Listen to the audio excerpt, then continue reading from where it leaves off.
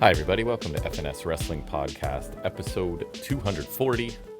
It's another Saturday afternoon. I'm back down in the basement with my co-host and teenage son, Jack, over there. We're going to talk about another week of pro wrestling, more than usual even, because we're going to speedily review a couple pay-per-views that happened last weekend, right? Neither of them are pay-per-views. Oh, sorry. What would you call them? TV special and a PLE, okay? Oh, right. PLE. Okay. NXT Vengeance Take it from Day. the top, like you screwed it up. NXT Vengeance Day, which Is a I actually have the PLE. video running this week right away. That's true. You know, Yeah. so I'm making improvements. Switched my microphone. Things are getting crazy. If only you had nailed the beginning and we would have been smooth Right? sailing. So But now we look like fools. Half the people have clicked off. Yeah. And I don't even know if we got, I think it takes 30 seconds to get their YouTube view. No, we didn't. You Didn't screwed get it. it. You screwed the pooch. We're done.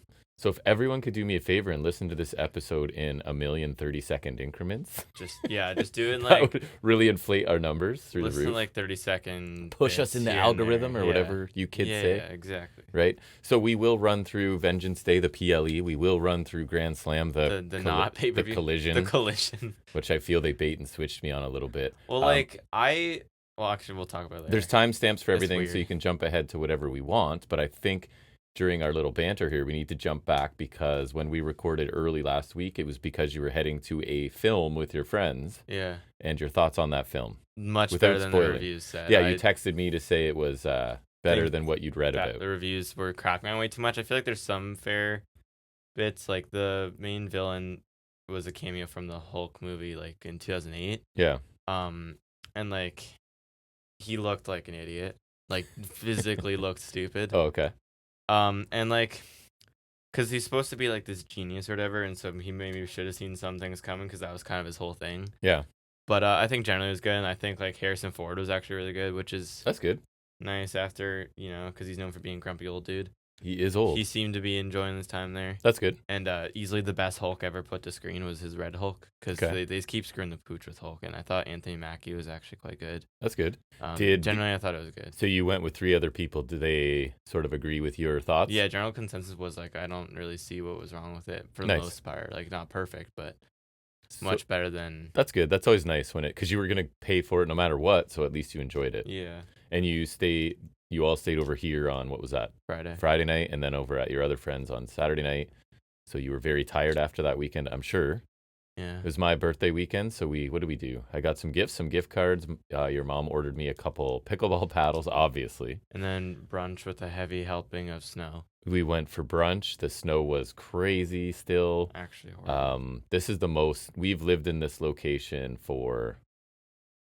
in this town for, I don't know, pushing 20 years, I guess, your whole life, plus a little The bit. better part of 2 decades. And would I say. don't think it's ever had this much snow. I certainly haven't seen that much in my lifetime. At least not that I can remember, and not in a long time. It's to the point where it affects your driving, right? Because pulling out of driveways or pulling around some residential streets, the snowbanks on snowbanks are ridiculous still. So and you it's have to not melting anytime No, soon. it's not. It's been super cold. Although I looked early next week, it's supposed to like touch 0 or just above. So I like that. That's we may get a little melting. That's our warmers. We're gonna get into the positive numbers again. It's been crazy. Last winter, was super mild. Hardly any snow. Even this winter it took like till around Christmas to get our Yes. snow. January, Just December we were February. like laughing. January, February have been crazy. This is what we get. But so yeah, we went out for a birthday brunch for me because brunch is my thing and eggs Benedict are my thing. So a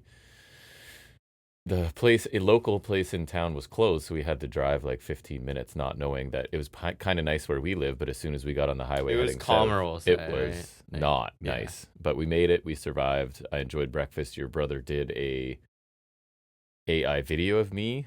Was that K-pop dancing or something? And I am just shocked at AI because he basically, we had ordered food and we're waiting for it to come, and I just stood up and he took a picture of me, and then within like 2 minutes, here's a very believable video of me. Decently. Yeah, like considering they're saying AI is still not that great, right? Like, where's it going to be in a year or 2 years or whatever? Because it looks pretty good. People thought it was hilarious. So, But who proves AI wrong? Me. and it's here. easy to believe it's real because I am in fact a fantastic dancer, Yeah, and right? known for with K-pop. K-pop being my specialty. So Yeah, you listen to Blackpink. Actually, I think you've listened to like Blackpink, so you actually have listened to K-pop. I do. They're on I have a Blackpink song on my workout playlist. And when I lived in Korea, You danced there. 25 years ago. It's just weird because K-pop was a huge thing there, but it hadn't made it over here yet. Yeah, So I feel like it's only been the experienced last like 5-6 years or so, maybe. So I experienced it 25 No, years probably more ago than that. over there. Your mom and I were just talking about it. It was bands like God and HOT and Shinhwa Never were the heard big of ones any of those in my for life. any K-pop. Those are like I don't even know if I could say OG K-pop because maybe it was going well before I was there too. But anyways, I digress. Anything else you wanted to discuss? Because we got a ton to get through here. So I'm sore still. from what? Badminton. Oh yeah, you have badminton tryouts. That's good. Yeah, and I don't do sports, so So you're sore. You haven't Feeling done good. much lately, other than you should be out shoveling snow for training. no. Because I actually don't mind shoveling snow. See, I do. Oh, did I mind it. tell you? You know how we came home from brunch and our driveway had mysteriously been cleared? Because the driveway was fine, but that bottom part where the plow pushes through, like, at this point, it's literally 3 feet of snow, tall and wide. So I chiseled through enough to get the car out and then left it, and we came back and it was done. Didn't notice? Nope. So we assumed it was our next door neighbors because they're super nice and we let them park in our driveway all the time. So they try and do stuff for us. Wasn't them. Found out, went to watch Team Canada defeat the United States. Sorry to our American viewers 51st and state, listeners. baby. Right. So we defeated them in this Four Nations hockey championship game, which was huge. So I was down watching that in Mike's garage with some friends. And it turns out it was Mr. Chuck who came down and cleaned our driveway for us while we were out, which I thought was lovely. It was like a Random. birthday present from him, and I don't even know if he knew it was my birthday. Oh. So I think I was That's like, "What funny. did you walk down with the shovel?" And he's like, "No, I came down with a snowblower." So he brought a Okay, at least snowblower there's that. like I don't know, like 15 houses down the street just to clear. So that's good Canadian neighborly action. So thanks to him for that. But anyways, I think that's good enough. Let's talk wrestling, yeah? All right, first segment, you know what it is unless you're new. And if you don't, it's news and rumors.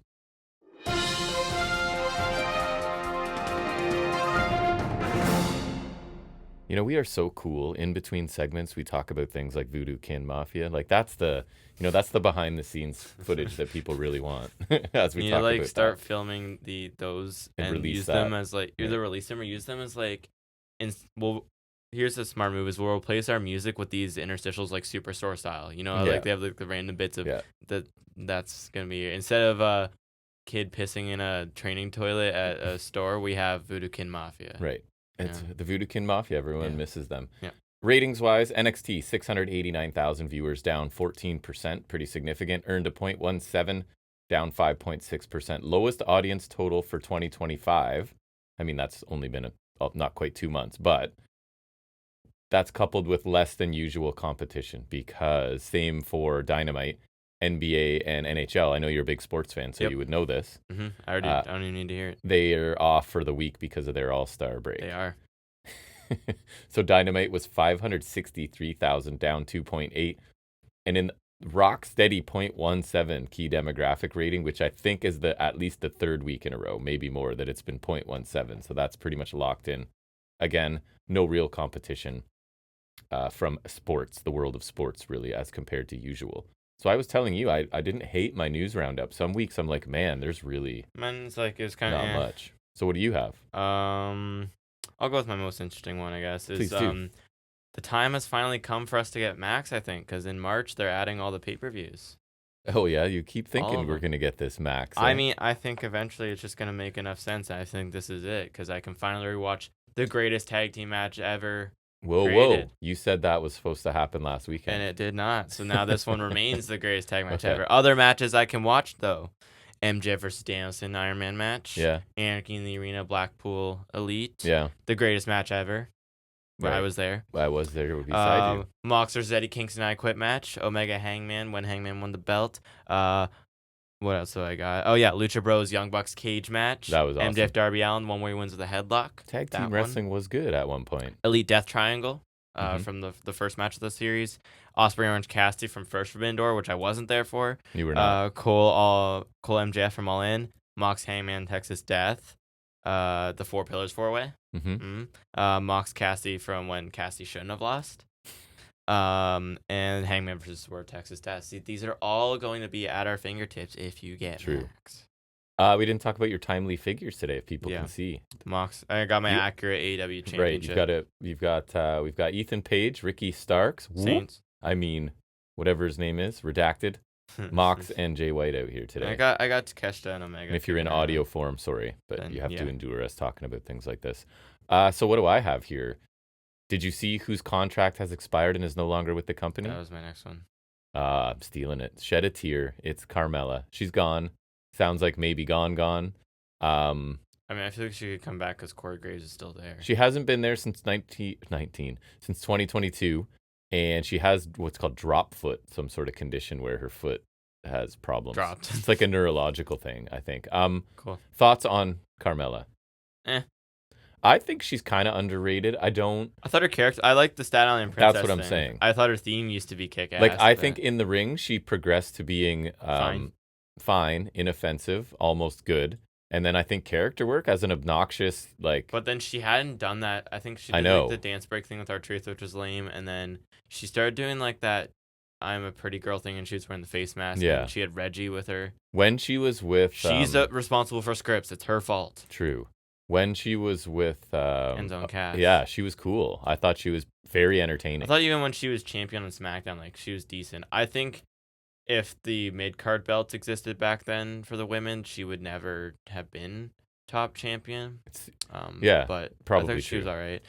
Seems like weird. A campaign against Corey Graves. They demote him and then fire his wife. They just did not. Sorry, did not renew her. It's just weird that she was with James Ellsworth for a while. That pairing true. was. I forgot about that actually. Yeah, it's funny that Money in the Bank match is going to be in the showcase mode.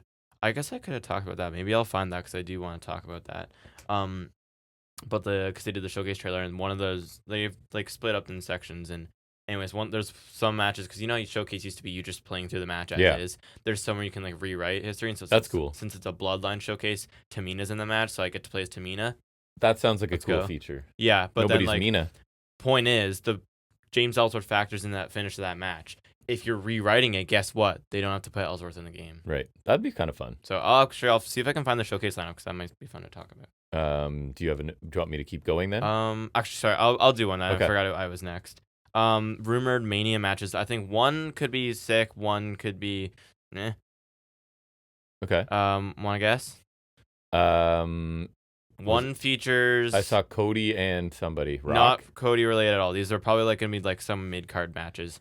Not to say that they're not like decently. AJ Styles, Braun Breaker. Styles is correct. Finn Balor. Yes. I saw that somewhere. Styles too. and Balor. Which seems weird with the sort of track there.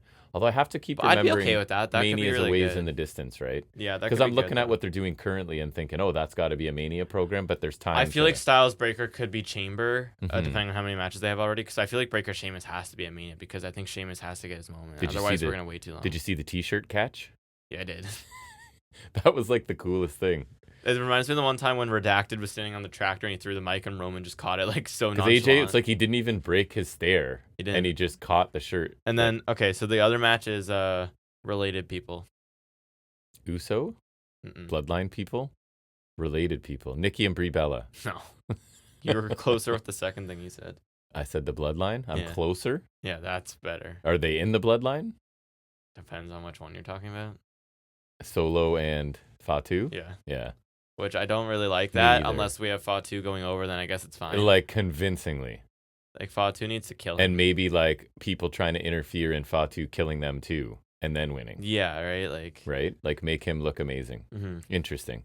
So sticking with women's division stuff, did you see there is reportedly complaints about the main roster women's division? That's probably valid. And that would include a lack of focus developing new contenders. Valid. I mean, you could argue they did with Stratton, but anyways. Underdeveloped tag division. What? Correct. Nailed that one. And a limited screen time for those outside the top tier feuds. Probably fair. Yep. And I think part of the problem they're speculating here, and I've talked about it, like in direct comparison to what's going on in NXT, where there's women all over every week's episode. Or in AEW. There's a clear mid card. There's a bunch of tag teams. Like they're getting way more attention on NXT right now. So I don't think if that is the complaints backstage, I don't think they're wrong necessarily. I don't disagree. Right. So we'll see what happens. And it's just like, it feels like AEW is starting to pick up the women's stuff too. I don't like their champion at all, but Right, but at least you even have like Bane and Statlander. Harley doing Cameron stuff. even. Harley Cameron's kind of cool. Moné's so, at least prominent. You might not always like her, right. but like they do a good job of keeping her relevant. And it's more than just the champion and random challengers, although we're getting Momo I'll talk about the Watanabe. match this week. I actually really liked it. Me too. Aside from the finish. Yeah. Your turn. Okay, so I did find the showcase lineup, and so basically the way it works is it's divided in 3 categories. Relive history is like the traditional showcase matches. Change history, which is like you can kind of rewrite the match outcome, so to speak, and then dream matches, like create history. So it's like matches that didn't actually happen, but like, so it's Bloodline showcase in the spirit of the family, not necessarily the faction. Mm-hmm. So like, I don't know, I'll try to have you guess it. Oh boy. Maybe not, but like, so the first one, it's from 1993, WWF title match. No with, idea. Actually, okay, I'll see. It's Yoko against someone. Bret Hart. Mm-mm. Who came in and ruined things? Who came in and ruined things in 1993? At the end of me, Ric Flair? Nuh-uh. I mean, you probably hate him somewhat as much. Hulk Hogan? Yeah. Yeah, okay.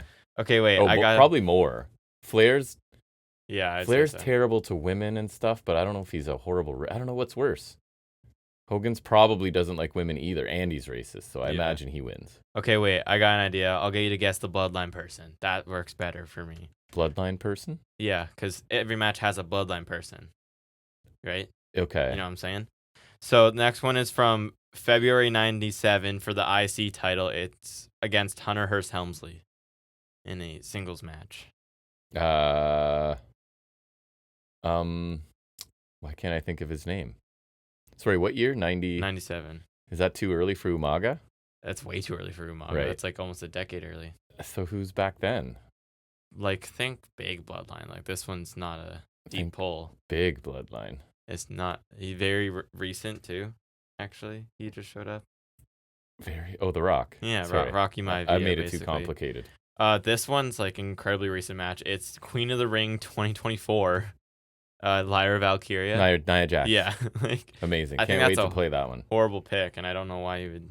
But, like, anyways. Lyra, eh? Wow. Yeah. Good for her. And you get the Saudi bodysuit attire. Nice. Perfect. Hell in a Cell 2017 SmackDown tag titles against the New Day. It's Bloodline everything? Yeah. So Usos? Yeah. It's remember the Hell in a Cell match we really liked? We did like that. Where they used the kendo stick to trap him in it? Was that one? Mm-hmm. Yeah, that was it. That was Wait, a good this match. is inaccurate. They're saying it's against Woods and Kofi. I distinctly remember Kofi being on the outside. It was Woods and Big E. Big E's been deleted. He's still in the games. Like, you can still play as him and everything. Nice. This is weird. NXT 2.0 2022 against Carmelo Hayes for the North American title. Who's the only one in NXT in the Bloodline? Solo Sikoa? Yeah. I was gonna There's only one. I was gonna go deeper pull and say the one that's there now that sucks. Who sucks? Wasn't he there before? Camacho? Yeah, Camacho. That's right. But not 2.0. That's what I was way looking too for. recent. I was just trying. And then it's saying match number 6 is also from last year. I don't know if this is in the showcase, but it was in the trailer. But it's Orton, Owens, and Cody against. Like, it's Team of Bloodline. It's not really worth guessing because it was literally that match from last year. Okay, this is changed history, so it's still real matches. It's just you would change the outcome. So WrestleMania 9, ironically, the Mania that Hogan ruined. It's the Steiner brothers against insert Samoan tag team of 1993. Oof, 93. The Islanders. I think it's a little too old. You think a little more recent. I have no idea. Oh, 3-minute warning. That's too soon. Too soon. I don't know. I'm out. Head shrinkers. Oh, come on. I would never get there. Come on. That's like pre-Rikishi. Oh, that's horrible timing on my part. No Mercy 2000, no holds barred match against Austin. 2000? Yeah. The Rock? He did it for The Rock. Umaga? Too early. Oh, he did it for The Rock. Yeah. Rikishi. Yeah. Yeah. Bad man Rikishi. Yeah. All right. This is also funny timing. It's John Cena at New Year's Revolution 2007 for the WWE title. I think it should be Last Man Standing, but that might be the Rumble match they had. The Rock. 2007. You said him already. Umaga. Yeah. Nice. Umaga. Then it was the Money in the Bank ladder match, which I already talked about. This one's weird. It's another Saudi match. Super Showdown 2020 SmackDown Women's title against Bayley. That's kind of interesting choice. Tamina? Nia Jax again? She's not she's not Samoan, but she's Naomi? in the family. Yeah. Okay. Like, which it's I got there. I don't like that pick. You know what I mean? It's like I wish it was Bloodline people. Bloodline adjacent. I don't even like it being Nia Jax, not because I hate her, but also because like she sucks. Who she does. And she's not. She doesn't feel Bloodline Dude, to me. she got votes for most improved wrestler. Remember? I actually don't understand. No. Royal Rumble 2022 Universal Championship against Seth Rollins. 2022. We love this one.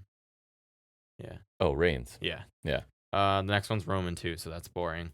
And then like I'll just read off the dream match ones because they're random as hell. So it's Peter Maivia against George the Animal Steel, right? Nobody's dream Wild match. Samoans against Dudley's. I think it's a tables match. Nobody's so I guess dream match. fair. These are not. These are like. It's just the like I guess opposite of like dream. what if matches. It's like I guess, wink, wink, dream match. Not then really. this one's Bloodline War Games, which kind of happened already. Yeah, and I don't want to see it.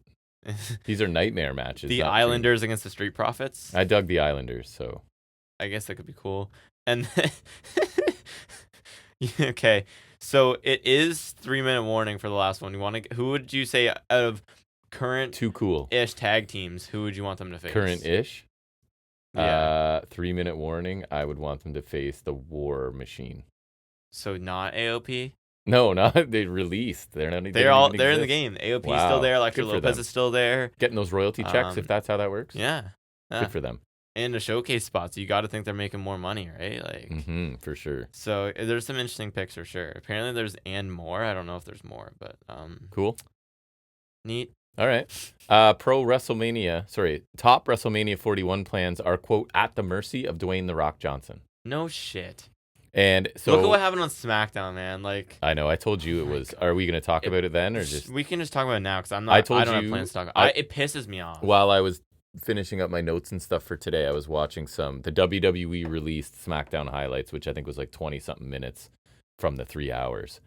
And in the brief snippet they showed The Rock, I told you like they spent all this time building Cody Rhodes as the guy in your company, and AEW, we took a guy that you didn't think you could make the guy and made him the guy, and he's the number one baby face, and he's wrestler of the year, and blah, blah, blah, and immediately dwarfed him. Just gets big timed. Immediately. Because say what you want about like by Roman The Rock style, sometimes Roman does not get big timed. And it like, was The Rock comes up and Roman's fine. Yes. You know what I mean? Yeah, even the facial expressions of Cody, it's almost like he was trying to make it look that way. And he also looked like he didn't know what the plan was. So I think he's trying to do like Adam Page, where Adam Page is clearly pensive and thinking about things, and he's not good at it. Or I don't know what it was. Adam Page is the best at it. It made him look unimportant. And it's like, I feel like comparison. The Rock has no plan. He wants people to think he has a plan. It feels really self-indulgent. It is. It is every time. Like, look at his NXT promo. So this is saying plans had been in place for Rhodes to face Cena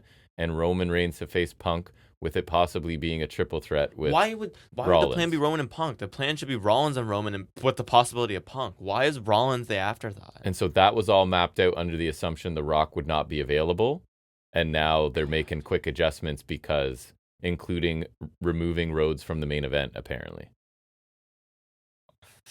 So we'll see. It all sounds crazy to me.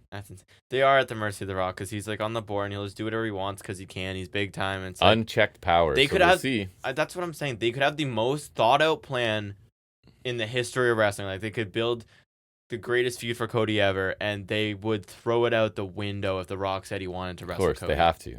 It's absolutely ridiculous. Like he just comes in, disrupts everything with no plan. But then it's like people are like, "This makes no sense," and you're not gonna wrestle. He's like, "Oh, I'm always 20 steps ahead. It doesn't always have to culminate in a match." Like he has these bullshit excuses. I saw that headline too. Does not mean a match. It's wrestling, dude. Yeah. Like I know he doesn't want to wrestle. That's fine. Then stay in Hollywood. He's bigger than wrestling. He's so great that he can make us care so much without wrestling. That's not how this works. Well, I think in his mind. Oh, I know, but like I'm like it's still like wrestling. It's not complete entertainment. This isn't movies. I know. And it's like it's so dumb because and the more they go down that path, the more they will lose me. I agree. And it's so dumb because he's trying to seem like so smart in the head, but he's just doing it's just an ego trip every time. It's ridiculous. And it's like in Hollywood too, he has the same issue because he can't handle not being loved even in the slightest bit. Or like when he was recruited to be Black Adam in DC, he didn't like the idea of being a side character, like, or he would have been the main villain, but he didn't like not being the main character in a superhero movie, so he lobbied for them to make his own movie. Guess what? It's that terrible. movie sucked ass. Yeah. Guess what? He's the same in 9 out of his 10 movies. It kind of feels like the previous boss too, where he might not even know what he has coming and is just saying this and like, I'll figure it out as I go. That's exactly what he's doing. Right. So it makes no sense. Like, what I was saying to you. So his whole angle is he wants Cody to be his corporate champion. Why are they? Where's that coming from? Where's that coming from? Why would he want that when he was beating the shit out of Cody last year? Why would Cody want that if he was beating the shit out of Cody last year? And is he being The Rock being presented as this corporate heel thing? Well, I think it's because like it's some shoot bit where it's like he's on the board. And yeah, but has he been like a? Anyways, it makes no sense. It's annoying. It's stupid. It pisses me off, and it's like. I can't get involved in crap if this is what they're doing. And it's just getting rolling and it's going to snowball as we head to Mania and it's going to be so much of the content that you see that it's going to be really annoying. And I know it's not like... Didn't we like Mania last year? No. We didn't like... It was fine. Year before? It was the year before okay. we really liked I know we really liked one. It was the Hollywood one. And we generally don't. Because that was the one where like Roman Cody was good even though Cody lost. Remember the tag main event was awesome. Yep. Gunther, McIntyre, Sheamus was really good. Yep. Paul Rollins was good. There's a lot of good matches there. Like they had some good matches last year, but overall I thought it was like I think I saw something like 13 to 15 matches are coming. That makes sense. Across 2 nights, I think that's fine. And like I don't know, just for me, I feel like even with the payoff, I know Rock's not gonna be here forever because he doesn't actually want to commit. So, and he's old. So there's so many reasons that the payoff like. Means nothing to me, even if it is a match, which it doesn't have to be. So that's stupid. Yeah, your turn. Everything about The Rock is stupid. I'm curious how old he is now. 52. Scott Steiner's son is on an NIL deal now. You just stole one from me, man. We're even now. Yeah. His son Brock, right? Who's a college football player. All the pictures look like he's in phenomenal shape. He looks obviously. a lot like. He does. Well, the one I saw was him double bicep flexing with the chainmail head thing on. So it was like, yeah, you look like he does look a lot like him. Though. And listen, man, we were both. I mean, Braun does look like Rick. To be fair, we were both not on the Braun Breaker bandwagon from the beginning, but that's true. So he's pretty awesome. I'll give this guy a chance. Same, but I'm open to it. It'll definitely take something to be on the level of Braun for sure. Yeah, because Braun Breaker is insane. He is good. Have you Scott Breaker? What's that? Scott Breaker. Scott Breaker. They come in as tag team. Because we're going to renew tag team wrestling? No. I mean, modern day Steiners could be insane. Yeah, that would It would kind of halt Braun. So maybe not, but like it would be crazy. Did you see the reports of there's been lots of talk about WWE signing a free agent? A young guy that I like. Whom? Super athletic. Speedball? Like a little bit bigger Javon Evans kind of deal. Been in TNA, been in New Japan. Moose? Kevin Knight. Oh. So I say get him. I think he's a great fit. I say in NXT, I don't know. I don't think he'd be a guy that goes straight to main roster, right? And I keep saying that the NXT men's division is kind of hurting, especially in comparison to the women's. Mm-hmm. So Ricky Starks, Saints, whatever being there, plus Kevin Knight he is ridiculously athletic, right? Yeah. So I don't know how well his style would play there, though. I mean, Evans' style works. Yeah, but I don't think he's going to go up. They'll put them immediately in a faction. 2 athletic black guys, you're a tag team. I mean, that could give Axiom a run for their money. True. I'm not going to complain if they did that. True. But Javon, he's great and all, but I don't see him getting above the North American title, and I more importantly see him floundering on the main roster. I think he might get above North American title. Maybe. I don't know. We'll see. Maybe if he beefs up a bit. What else you have? Last one I had was I told you Drew McIntyre had fluid drained from his knee. Yeah, that's gross. Before his match last night. Not exactly sure why. What kind of fluid? Gatorade? What was it? Red viscous. Red viscous liquid. But it was weird. Yeah, so hopefully that's not a sign of something more major that's going to keep it. Although he seems to be a bit floundering on SmackDown from what I have seen. Yeah, because like they seem to be putting all their eggs in the Raw basket. Right. Know? They do, since it went to Netflix, right? It's kind of a flip. That's kind of been a thing since like the beginning of time, but. Mm-hmm. Do you remember when Tony Khan and Shane McMahon had their meeting? I've been seeing stuff about this. Did you see basically that, and this is according to Jonathan Coachman, he gets mentioned here. During the meeting, McMahon allegedly asked for both equity in AEW, so like financial whatever, and to, quote, run the entire show. And did you hear Khan's response? No response. Ghosted him basically. I like apparently. that. Yeah, me too. Like, I thought not I saw even someone worth. point out too. A lot of people criticize Tony Khan for being a dumbass and like running the promotion, however. But then I saw the guy point out like the idiots who would have taken that deal, like late WCW or Dixie Carter would have taken that, right? Immediately. So Tony Khan, say what you want, he's not an idiot. And you see all the stuff lately about and maybe it's true. I don't know. I just think people act like they know what's going on. Oh, they don't do production meetings, and that's the reason the Thunder Rosa thing screwed up. And they have to do production meetings. I mean, maybe, but like people talk like they absolutely are backstage, or and like and they're in the company knowing what's happening. Mm-hmm. So like they're watching their every move. Right. I have no more news. Me neither. All right, so I think we need to go back in time and quickly run through. I think we'll do both pay-per-views. Sorry, PLE and other at the same time, so we can get through them quickly. It will be NXT Vengeance Day, followed by AEW Grand Slam Australia.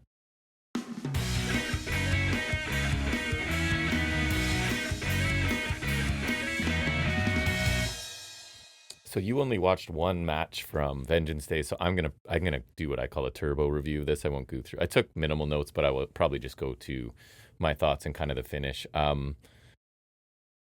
We started out with Fallon Henley defending the Women's North American. Oh, can you pull up over under accurate? Because I will give my match ratings.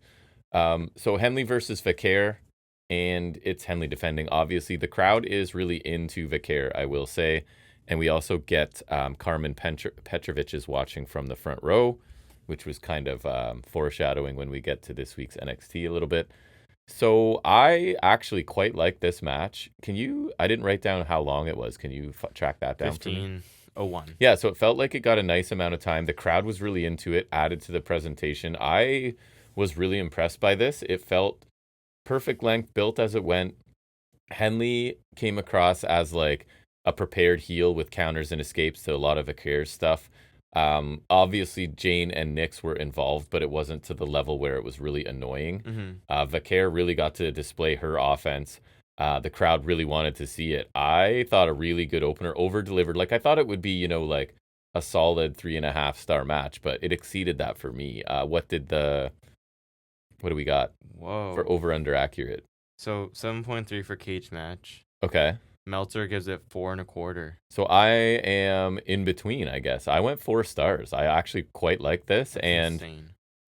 Obviously you knew Vaquer was going to win. And like I've said, Henley, I don't know what else they need to see from her.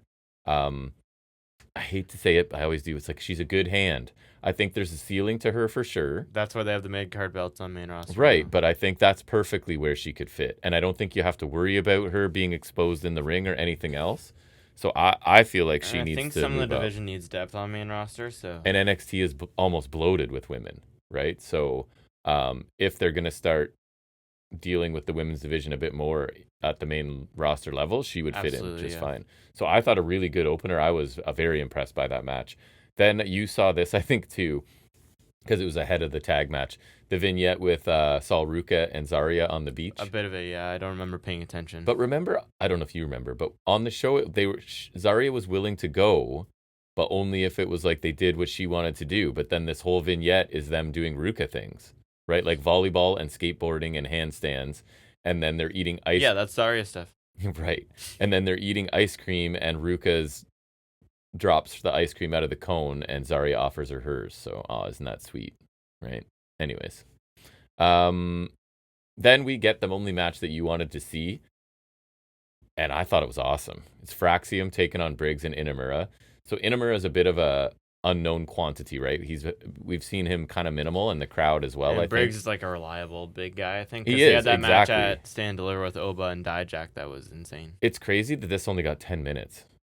The fact that the opener got longer than this is interesting. I thought this was an excellent tag match. They have a problem letting NXT matches run a while, eh? They do. This is not TakeOver anymore. No, not anymore. It's not the same level of people. Other women's, you could let them go that long, I think. And the main event was longer. Like this, you could do like on another 5-7 minutes, and even like the Oba's match, because Theory and Waller are experienced. Yeah, they got a ton done here in 10 minutes. And at one point, like the crowd is cheering, like chanting for Inamura that he won them over so much. He's just really stiff, right? With chops and strikes and stuff. Mm-hmm. Again, awesome contrast of styles. You've got Fraxium just flying around, and then against a couple big men. Briggs, as you said, just a solid big guy that you can kind of use for whatever. Yeah, although he's the a skull decent, on his shoulder in his entrance gear that was a little goofy, but was like literally smoking. He is a solid JBL style Smash He Mouth. is. I quite like his style, and Inamura fits with him. It's just the whole story with Briggs was that he's done with tag teams and going out on his own. Nope, back to a tag team.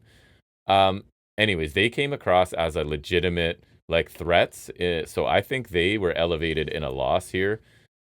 We predicted Fraxium was going to win, Yeah, right? I feel like it's going to take someone special to beat Fraxium. So I thought this match was an awesome 10-minute tag match. I thought it was great, and I think if a little longer, it'd be right at home on a takeover. But that's why I like Fraxium, is they instill a bit of that takeover feeling for me every time. And you're guaranteed to me, a good match, 3.5+ star match. What was our over under accurate for that? 8.4 from Cage Match and 4.5 from Meltzer. I'm pretty accurate. I was 4.25. I thought. Yeah, I'd agree. 4.5 is hard for me for a 10-minute match. And I just can't put these NXT matches up against and then the good ones. Post match, would you like to describe that? Yeah, we have a new Shield, I guess. Right. Like they bunch of guys in balaclava. Not balaclava. Sugars. That's ridiculous. Cutler James. Generic. Keanu Carver. That's these are right out of the NXT name generator. Hey, Carver's not new. And Dion Lennox, who has ditched the books for murdering people, I guess. Yeah. The plan is apparently to make them like Shield. Their move is the 3 of them, throw the guy in, 2 of them, throw them into a power bomb. It's nice like their take on the Shield bomb, I guess. That is the thing, like trying to get them over, which why can't we just have a faction that beats people up and like why do we have to try to make it like the Shield? Why do they have to like try to rip off the Shield to like get them over? I mean, you could argue that the Shield was derivative of other stuff too, I'm sure, of NWO, of, you know what I mean? There's only so much you can do. But like the fact black is the color of heels. But like the fact that the reports are coming out that they're trying to make it like the Shield, that's the thing. Like that doesn't just happen. Those are real. I don't think it's wrong because like they're coming to the crowd and beating people up and doing a powerbomb finish. They like, are. The powerbomb that's finish a little is too similar. All that. That's what I'm saying. Like the Shield, when they were coming up, there wasn't like it's like, oh, they're trying to make them on the level of blank. They were just trying to make stars. And I feel like it's a little too derivative. And you were taking established independent people, other than maybe you could argue Reigns. But that was kind of the balance. It's like you have these established guys and they're going to help Roman. And then you have the guy that you clearly look at him and go, he's going to be the face of a company at some point, and we'll bring him along. None of these guys are. I don't think so. And that's the thing is like, I think also not only do I not like it being derivative of one of my favorite factions ever, but like, I think that also puts unfair expectations, like maybe not expectations, but even like hopes on them. Is like, if you're trying to hope to make them the Shield, you're talking about like 3 of, if not the 3 biggest, but like 3 of the biggest stars in modern day wrestling. All 3 of them became super huge. Like that's very hard to do. That's what I'm saying. It's like, even though Moxley didn't reach as much success in WWE, he was still a world champion. He still hit the Grand Slam. And then if he hadn't been as big as he was there, he wouldn't have been what he is now in AEW, right? And I don't love what he's doing now, but just his standing in general and everything he has done in AEW, I think Moxley's great. I just think he's stuck in something that's not good. Yeah, right but like now. everything he's done in AEW doesn't happen without the Shield. And so I think the Shield being like you said, they built 3 of the biggest stars in modern wrestling, and like things would be so different without them. And I think to put that expectation on any level on this group is a little, especially just with the way the system is now. It's with all these NIL guys, like you've got to hope that this is not another Retribution, because it gave me that's the hope, is they're trying to get it above Retribution, right? And then it also was like the NXT beatdown stuff too back in the day, like the early stuff, and like that was cool at first. Yeah, and I think the NIL program is just, it doesn't work because like for every Braun Breaker, there's 1,000 generic nobodies. There are. You know what I mean? And I guess it made them look strong here, but I felt like the crowd, when they were chanting, "Who are you?" it was more like a mocking. It is. Oh, 100%. Right? More than like we're intrigued. It was more like we're mocking you. We need to kind of scrap NIL, and I think the ID program is better for us, because that's like you're identifying people who actually wrestle. That's what I'm saying. I think that makes infinitely more sense. Instead of athletes who look impressive and you're hoping to, I don't need to see a ton more women who are doing gymnastic stuff in the ring. Or a bunch of former football guys. I don't need a ton of football guys coming around. Yes. Like, that's why I like about ID. It feels like a more formal version of what they essentially did for Black and Gold, right? Like, one of the biggest successes of recent NXT was Mello, but he was recruited in Black and Gold, and he's an indie tagging with MJF now? Miz. Or sorry, Miz. Yeah, I saw that, and he's like, the treatment of Mello since I he's gone know. main roster I don't know why they pisses me bothered. off. That's why when they say like we're bringing up Roxanne with plans for her, That's why I it love that, looks because like they have do. no plan for Mello. No. Like, I don't understand what Triple H is doing. Like, I do think he's a lot better than Vince, but on some levels, I question what he's doing, because like, it's like DIY, for example, is his like Edge and Christian. He loves them, right? Like, Yeah. he's their tag team, but like, and those who know, they know, and we love him. Yeah. But for main roster fans, that he's done nothing to really get them to connect with DIY. No. So on some levels, I feel like he doesn't know what he's doing. And he's supposed to be the I love tag wrestling guy, right? Right. So yeah, like Mello's treatment pisses me off. Or like Dragunov was a big success in recent NXT, right? I But miss he's him. not. He's a guy they got from UK, from elsewhere. Like, that's what they need to be outsourcing, and not trying to make these in-house success stories, because it doesn't tend to work. I think the PC. I remember hearing they might scrap it, but like, I think the PC is a great facility, because having like all that at your fingertips is great. Yes. But I don't think it's like a cheat code to make a wrestler. I think you bring in talented indie wrestlers, and the more and you condition them to the style, because at least they know how to wrestle. Or the function of the PC is character work and promos. That's what it was, right? Like, so that makes sense to me. I think the PC is great to like help a wrestler get a lot better, and like, obviously you need to change them to the WWE style, which I don't love, but I understand that. Mm-hmm. But it's not a cheat code to like turn some football nobody into like Braun Breaker. Like, Oba's the exception, not the rule. Oh yeah, right, exactly. For every Breaker or Oba, there's a bunch of guys who are not gonna littered with guys that bunch of like generic names on Level Up. Like, the naming is so bland. I think with Mello, they needed to leave him in NXT longer, let Trick sort of catch up, and bring them up as a package, and be doing the barbershop segments and stuff. Like, that was really, Trick was awesome as the sidekick. No, Mello's floundering, which I don't think is his fault. And Trick sucks. Meh to me, yeah. Speaking of him, the next match, actually in between, there was a little vignette or little segment where Stax basically is saying he's taken charge of the family Sean Spears situation, and that he's it won't going be pretty. like it's like when Roman lost the title. So it's like I pictured Bloodline Light, where it's instead of Roman we have Tony. He's gonna lose the title, and Stax is Solo Sikoa. Except Stack loses in 4 minutes on this week's episode. It's fine. He'll get there. Solo loses too. And then, since you actually kind of like him, Luca is your Jacob Fatu. There you go. I think I do like Crucifino. See? Trick Williams, Eddie Thorpe strap match. It is 11 minutes, and it's a Thorpe low blow with the strap, a running knee, and he just wins clean as a sheet in 11 minutes. So I thought 11 minutes is like, that's what I'm saying. Like, a good strap match is A, hard, B, not that short. And it certainly did not keep the momentum. I thought the first 2 matches were really strong. I'm saying like 4 and 4 1/4 stars. This did not maintain that momentum, right? I mean, I'm kind of down on the strap gimmick. I find it really limiting in the first place. I find it hard to do a good one. Like, sometimes we get a good dog collar match, like FTR Briscoe's RIP, or as much as I hate to say it, Punk MJF. But right? I would suggest that Trick and Eddie Thorpe are not at the level creatively. Oh, I agree. As anybody you just mentioned. Like, I agree, because like I think this match, it really depends. Like, even like a bull rope match, to give like a Cody related example, like any of these tied to your opponent matches, right? Chain match, dog collar, strap. Really hard to do anything new. It's really hard to do them new. Like, you kind of know it's like they'll tell you you're gonna get hit with the thing, right? Lots of whipping with it, lots of pulling them into the post and stuff. Like, that was all standard stuff in this match. Right. So it's hard to get creative. It's hard to like do the things you usually do. So it's hard to make it good. And I think these people in NXT, it's less likely to happen too. I agree. I will say this at least. So you say you pinned him, right? Yes. I hate the 4 corners version of this match. I do too. I will, because Punk and McIntyre did that version, I think.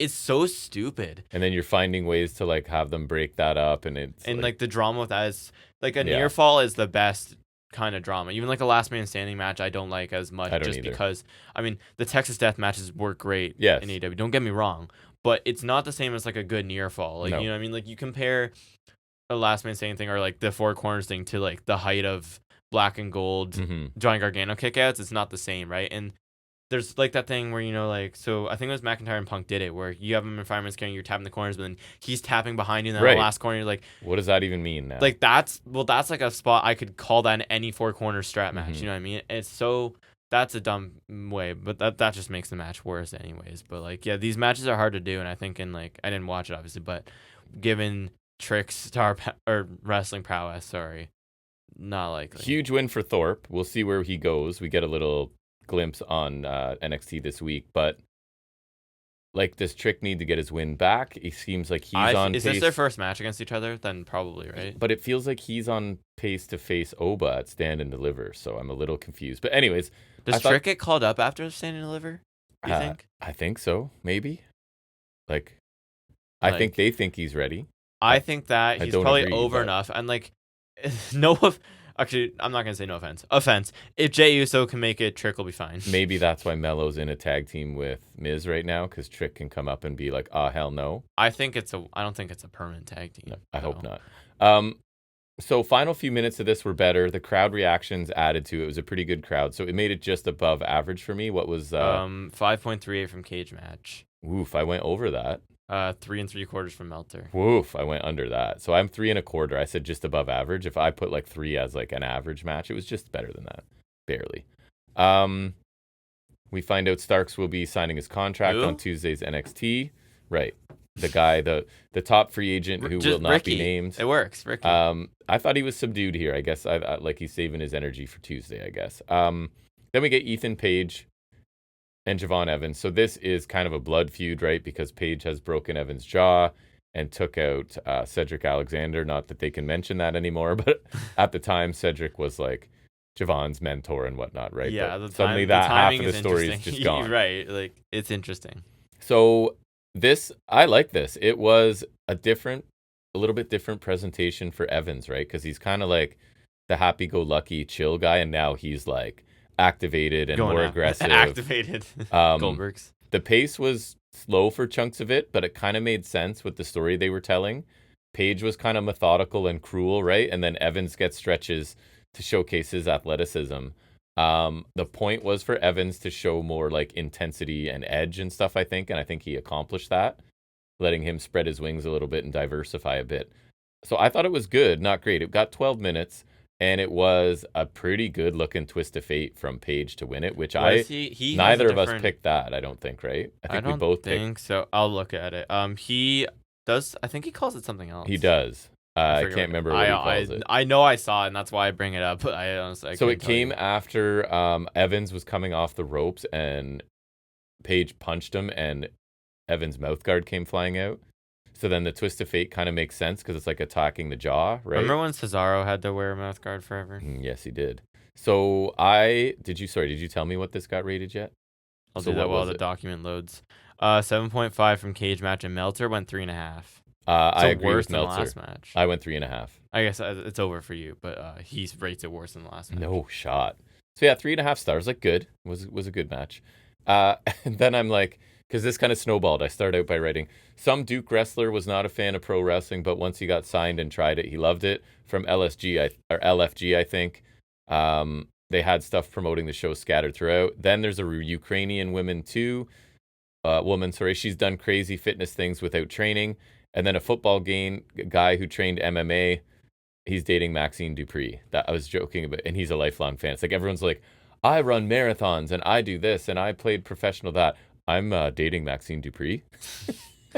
Well, and I thought it was funny. I've seen this one dude cut this horrible promo. I think his name's BJ Ray. It was something, and then he asked for the girl's Snapchat at the end. It was like, it was horrible.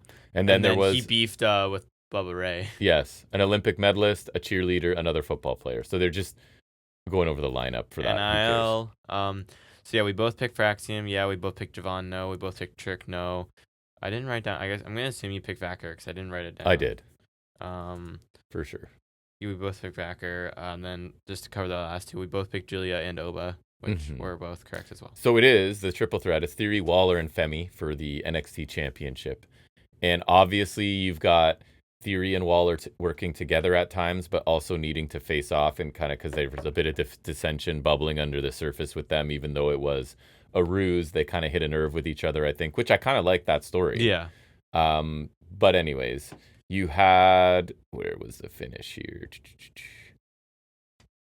There we go. Femi obviously hits the fall from Grace. It was Waller that ended up taking the pinfall after 13 minutes. So it was A-Town down to Femi, but Waller pulls Theory out of the ring to break up the pinfall, and so they start arguing a little bit there, and then Femi's able to dodge the rolling cutter, takes out Theory, and hits his finisher for the win. I actually thought it was a pretty enjoyable triple threat. I like the storytelling between Waller and Theory. I think it's smart, again, to put Femi in a match like this with two more experienced guys, right? Like a multi-person with two, I would say, veterans at this point, I guess. I don't know. Or young veterans, however you want to say it. At least experience, we'll say. And you have the slimy heels that did their job, demonstrated that there's friction between the two of them and miscommunication that led to the finish. Femi got stretches to look dominant, controlling two opponents that are on main roster, so that's good for him. I was entertained. I liked it. What's the over-under accurate on that? So 7.62 from Cage Match, and Meltzer gave it 4.25. So I'm at 3.75. So I'm somewhere in between those two. I thought it was a good match. Again, Femi sort of delivers, right? And he's had a pretty good string of matches for considering his experience level. I don't remember the details, but we get Santino and his daughter, Ariana Grace, in a segment with Ava, and I just made a note because that's got to be cool for Santino, right? And Ariana Grace is good, man. Like she's interesting. I think her role, it kind of makes sense, as like the liaison kind of deal. And it's one of those where I can see her having a lengthy career because, again, she's a believable kind of comedy. I feel like she'd be a more interesting GM than Ava. She would, for sure. So then we get main event. It's 4-way match for the NXT Women's Championship. Bayley versus Jade versus Roxanne versus Julia. This one got 18.5 minutes, which I thought was good. I thought the final few minutes were a frantic pace. You had Jade at the bottom of a Tower of Doom. That was a powerbomb, back suplex, superplex. Bayley took a pop rocks on the floor. Julia takes one in the ring. Jade breaks up the pinfall. Jade rolls up Perez for 2. Jade hits a double arm DDT on Perez. Julia hits a running knee on Jade as Jade is trying to pin Perez. And then Julia, another knee to Perez and a Northern Lights bomb. And she pins Roxanne Perez. I was very confident Jade was added to take the pin. But I guess it's Perez on her way out to main roster. I would assume so, and that kind of helps Julia, protects Jade. I thought it was an excellent main event. There were multiple really good near falls. I knew that Julia would win. Again, I thought Jade would take the pinfall. The finish made sense. There were stretches with all 4 women as well as one-on-one confrontations, right? So they kind of mixed both of those strategies in. And on again, off again story of the heels was told well throughout. And the final few minutes I thought were excellent and good effort by all 4. This has to be the best way to use Cora Jade. I didn't notice any major red flags in her performance here. She's working with 3 women who are excellent. So I guess that's not really a surprise, right? They can sort of hide her limitations a bit better. So I really liked it. What did over under accurate? 7.85 for Cage Match, and Meltzer gave it 4. So I went over both. I said 4.25. I thought it was a really good main event, multi-woman match. So almost 20 minutes too. So at least it got some time. So I thought really good show with the ability, because I don't watch things live, to skip the blatant ads for WWE and the other things that are meaningless. A really easy watch. And I thought 3 of the matches were really good. I think the women's division, again, it's just further evidence they're outshining the men's at this point in NXT. Opener and main event were excellent. Awesome tag match. Worth watching, I thought, this show. The math tracks to, when I average it out, a Canadian B+, which I agree with. I thought it was a strong show. And again, when I can skip all the crap I don't want to see, it goes by really fast. All right, shifting gears to Grand Slam. So you did watch this. I have some notes I guess I'll go through to refresh our memory. Opener is the match we were both looking forward to the most, right? So if it can't be the main event, I guess you put it in the opener. I agree. The theory. It's Takeshita and Fletcher taking on Ospreay and Omega. The Omega powers. So, yes, Ospreay and Fletcher start out really fast. Fletcher overpowers, tags in Takeshita. So the heels are in control of Ospreay here early. We get a handspring flipping kick by Ospreay, catches Fletcher. Omega tags in. Omega controls Fletcher, and Arana sends Fletcher to the floor. Takeshita attacks Kenny to stop a dive. Takeshita sent to the floor. Then we get our stereo dives by the Omega powers. Crowd is all over Callis as he's trying to do commentary. Takeshita senton to Omega as Fletcher holds Omega's arms, focusing on Omega's midsection, the diverticulitis attack, right? All 4 hitting moves. Ospreay hits a standing Spanish fly to Fletcher, going into a commercial, which is weird to have commercials on what is, I thought, was sold to me as something bigger than this. But anyways, Fletcher and Ospreay with a crazy sequence of counters ending with an Ospreay spike DDT and then another. Callis grabs Ospreay's ankle to stop a hidden blade. Fletcher hits a sharp half and half. Takeshita fakes high and drills Omega with a forearm to the midsection, levels Ospreay with a forearm, and ends up hitting a German suplex to both of them. Omega counters an avalanche powerbomb into a Hurricane Rana. Ospreay corkscrew drive to the floor. V-trigger in the ring to Takeshita for a near fall. Takeshita Blue Thunderbomb to Omega for a 2 count. There was a bit of a issue with the Poison Rana, right? That Omega tried to hit. Yeah, it's like I Takeshita think didn't Takeshita leaned back too soon or something. It was off, anyways.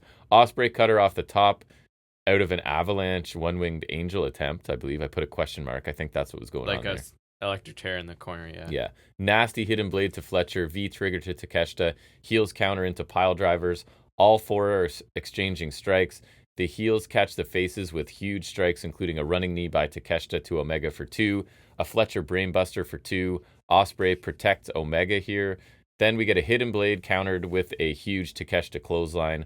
Omega catches Takeshita with another V-trigger, calls for the one-winged angel. Fletcher runs in with that corner kick that you love so much. Yeah, Takeshita gets dropped on the top turnbuckle. Ospreay flies over him onto Takeshita on the floor. To Fletcher. And then the finish is, if you have to pin Takeshita, this is a pretty convincing way to do it. I agree. It's a one-winged angel, hidden blade off the ropes combination. That's kind of a genius combination. Like, I never would have thought of that, but it kind of works perfectly. And again, if you need to pin Takeshita, he took 2 devastating finishers in one. He took the hidden blade and then the finisher no one ever kicked out of. Other than Ibushi. So 21-minute match. Excellent match to start the show as expected. Fast pace, hard strikes, lots of counters and near falls, crazy sequences. A reminder of what tag team wrestling can be if you really give it time and get people involved. Now I just think they need to start telling some compelling stories. That's what's lacking here, right? I was telling you, like, I really like this match, but I think the story going in this was good, though. It felt like it didn't super matter here.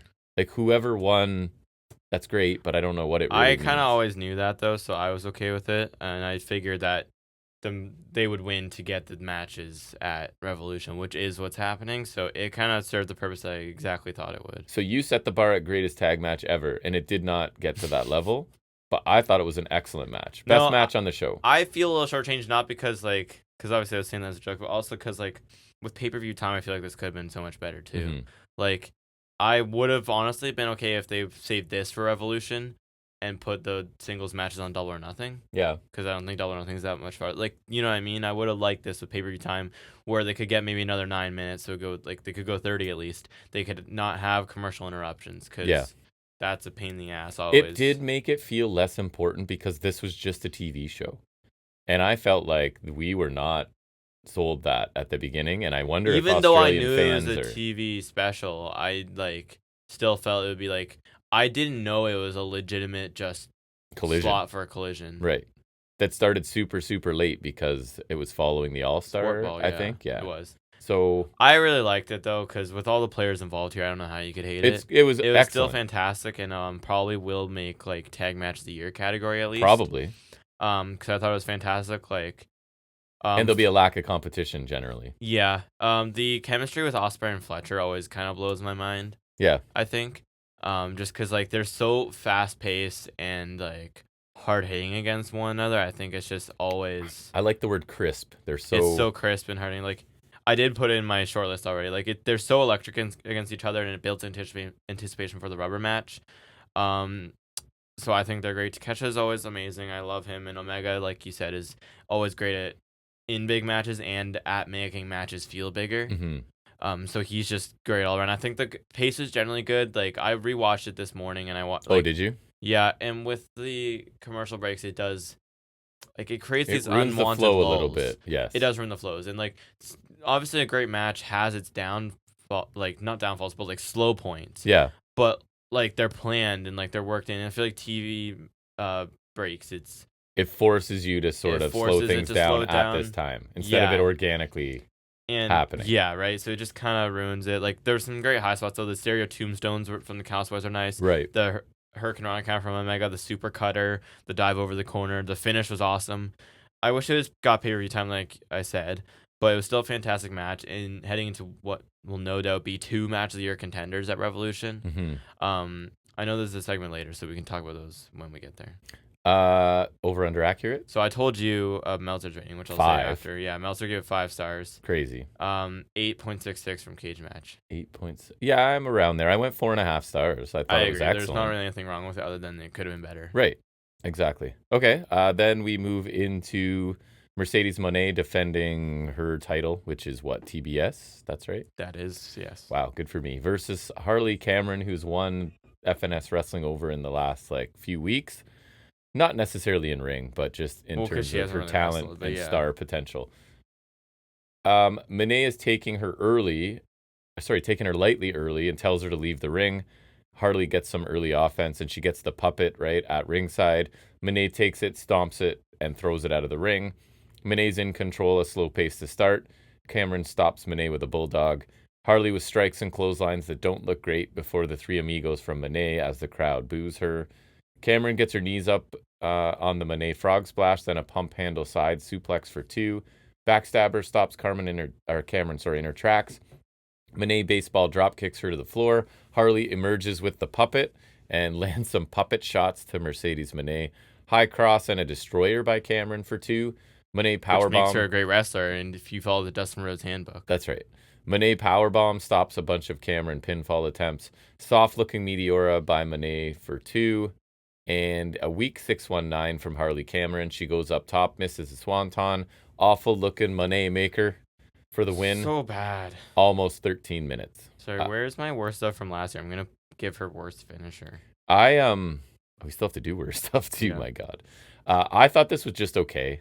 I don't think Cameron's very polished yet, and Moné didn't really do a lot to retain here.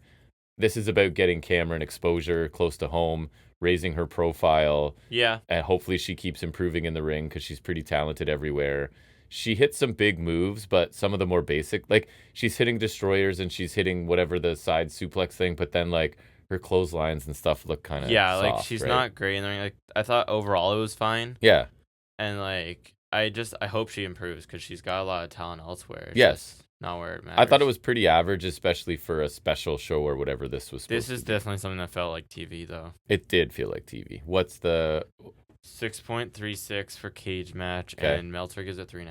I'm under. I went 3. I agree. It was average. It wasn't bad, but it wasn't... an okay outing. Yeah, I thought so, too. So then we shift gears. We get more of a violent thing, which is... I don't mind. I like different matches types. Yeah, I do like this kind of separating. So that kind of helped for me. It's Death Riders taking on Copeland and White. Jay White and all white. Love it. Right. And I guess I'll go through what I have. The crowd, as you noted, and they sing Copeland's theme after it stopped playing. It was really cool. It was we experienced a similar thing when they were in Dynamite last year, but this time they ran longer with the singing, so I thought it was really cool. You can tell Copeland loves it, and I do think it's really cool. I mean, it's a great theme song. Say what you will about Copeland, that's a cool moment for him. Yes, and say what you will about theme song singing, which has become a little overplayed lately.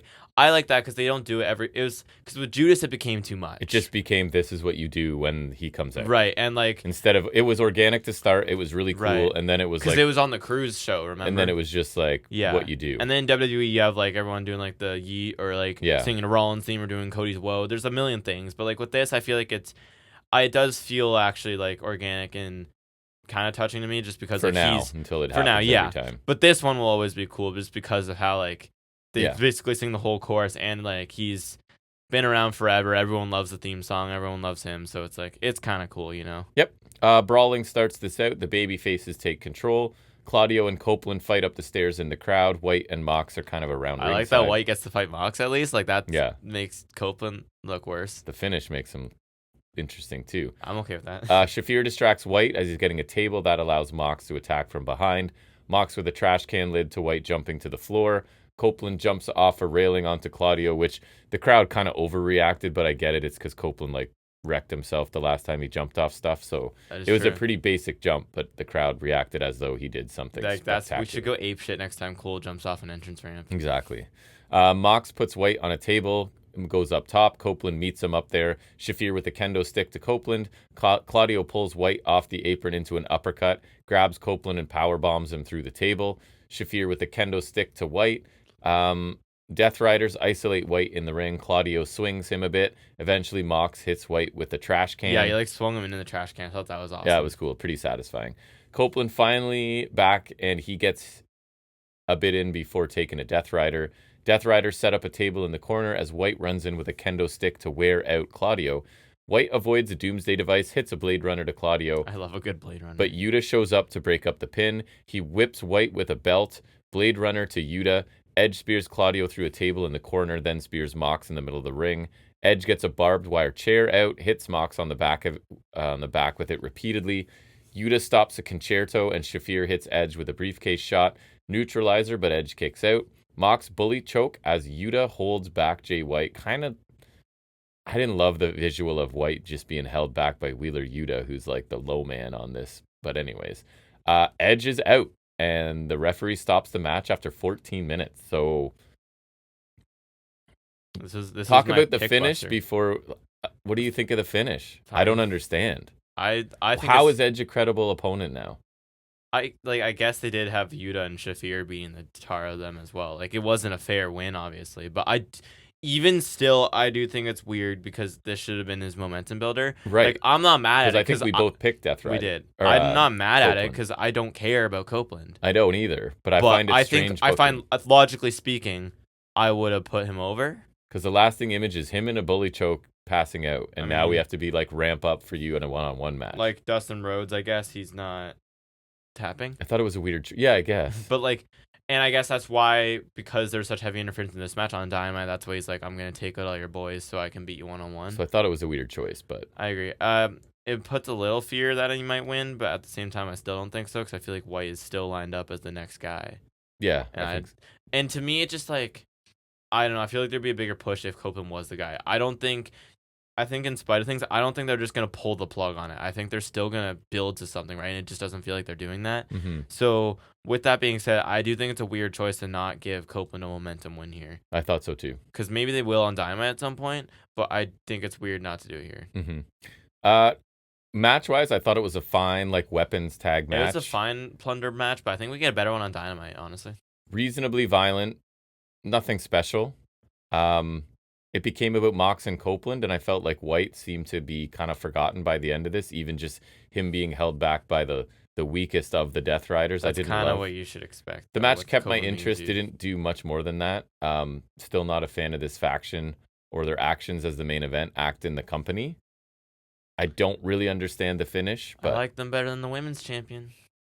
Yeah, I guess that is true. So what the ratings for this one? This one's less than 50 minutes as well, which I think is kind of I had 14 for a match of this caliber. 6.15 for cage match, and Meltzer gives it 4. I definitely think that's over. I'm in between. I was 3.5. I agree. It was like just above average, and there's really nothing bad about it. It's just not that great. Right, and I'm not super invested in the story, which to me, I agree. Like that will bump grades up if I love the story coming in and out. So I think, like, personally, and I keep saying this, but like if it was Mox, Claudio, and we'll say Pac against Bang Bang Gang in this kind of match, I'd be already more invested in that. You know what I mean? Yeah, it was good. It was a nice little change from the rest of the show too. Yeah, right? At least it's a different style. It's kind of like your palate cleanser from actual wrestling.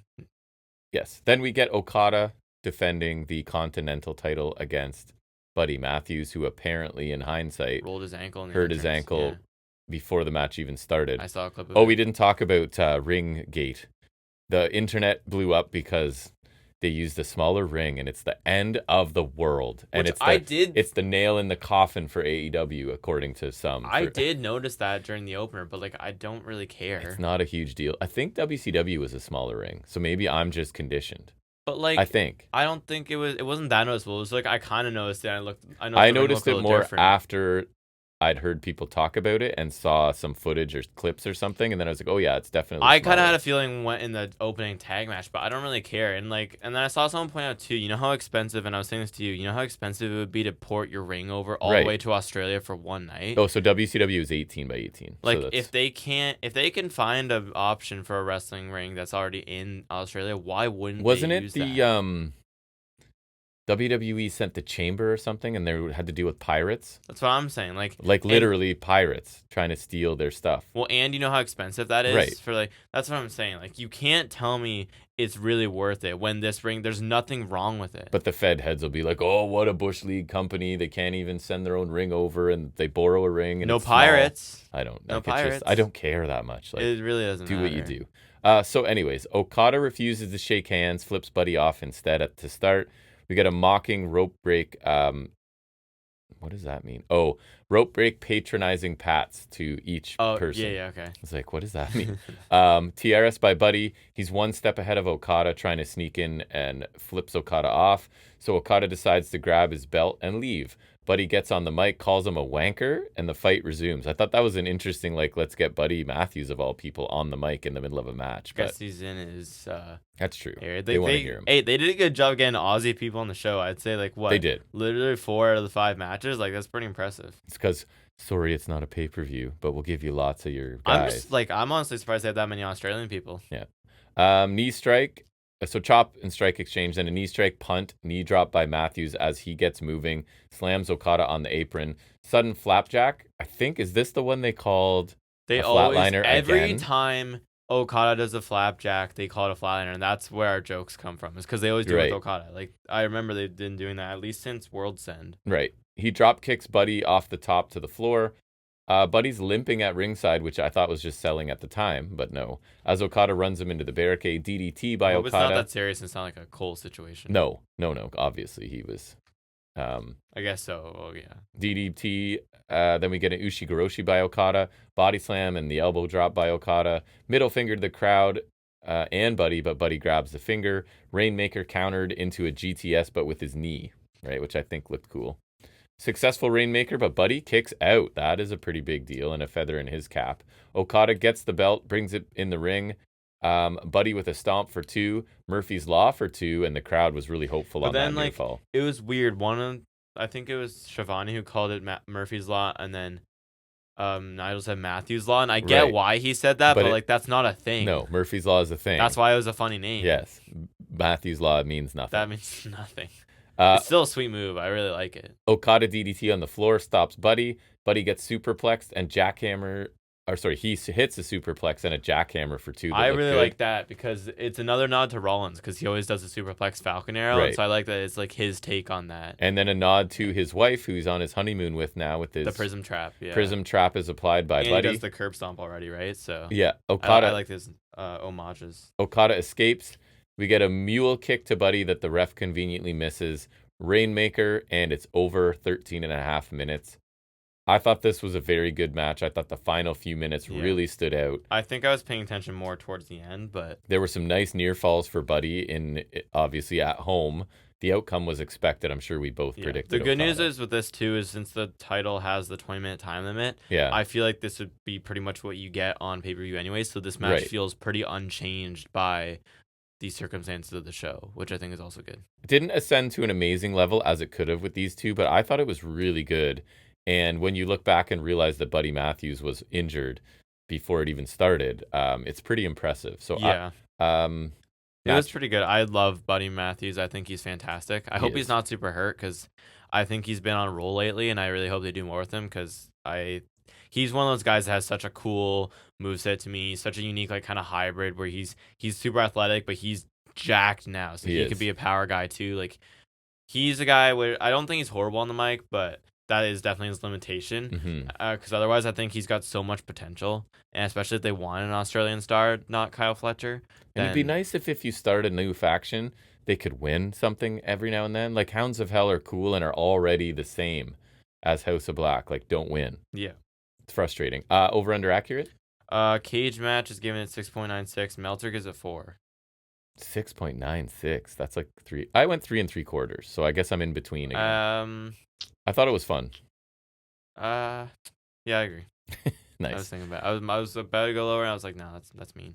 And finally, we get the main event. It's Toni Storm challenging for the AEW Women's Championship against Mariah May.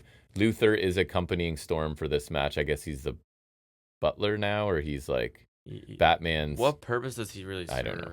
Storm starts off aggressively, but May ends up taking control with a sling blade and a drop kick. Storm with a half a dozen, I think it was, German suplexes before a really nice shotgun drop kick sends Storm into the barricade. Luther is there to try and rally Storm. May with a spinning side slam for 2. Tony fires up, takes over with a couple lariats, a sit-out slam before an STF variation. Storm misses a hip attack on the apron. May hits a nice Mayday to the floor. Nice shotgun dropkick by May, then a hip attack, but Storm comes right back with a Mayday for 2, then a hip attack of her own, then 2 more before a Storm 0. But May very surprisingly kicks out of that. Very believable near fall there.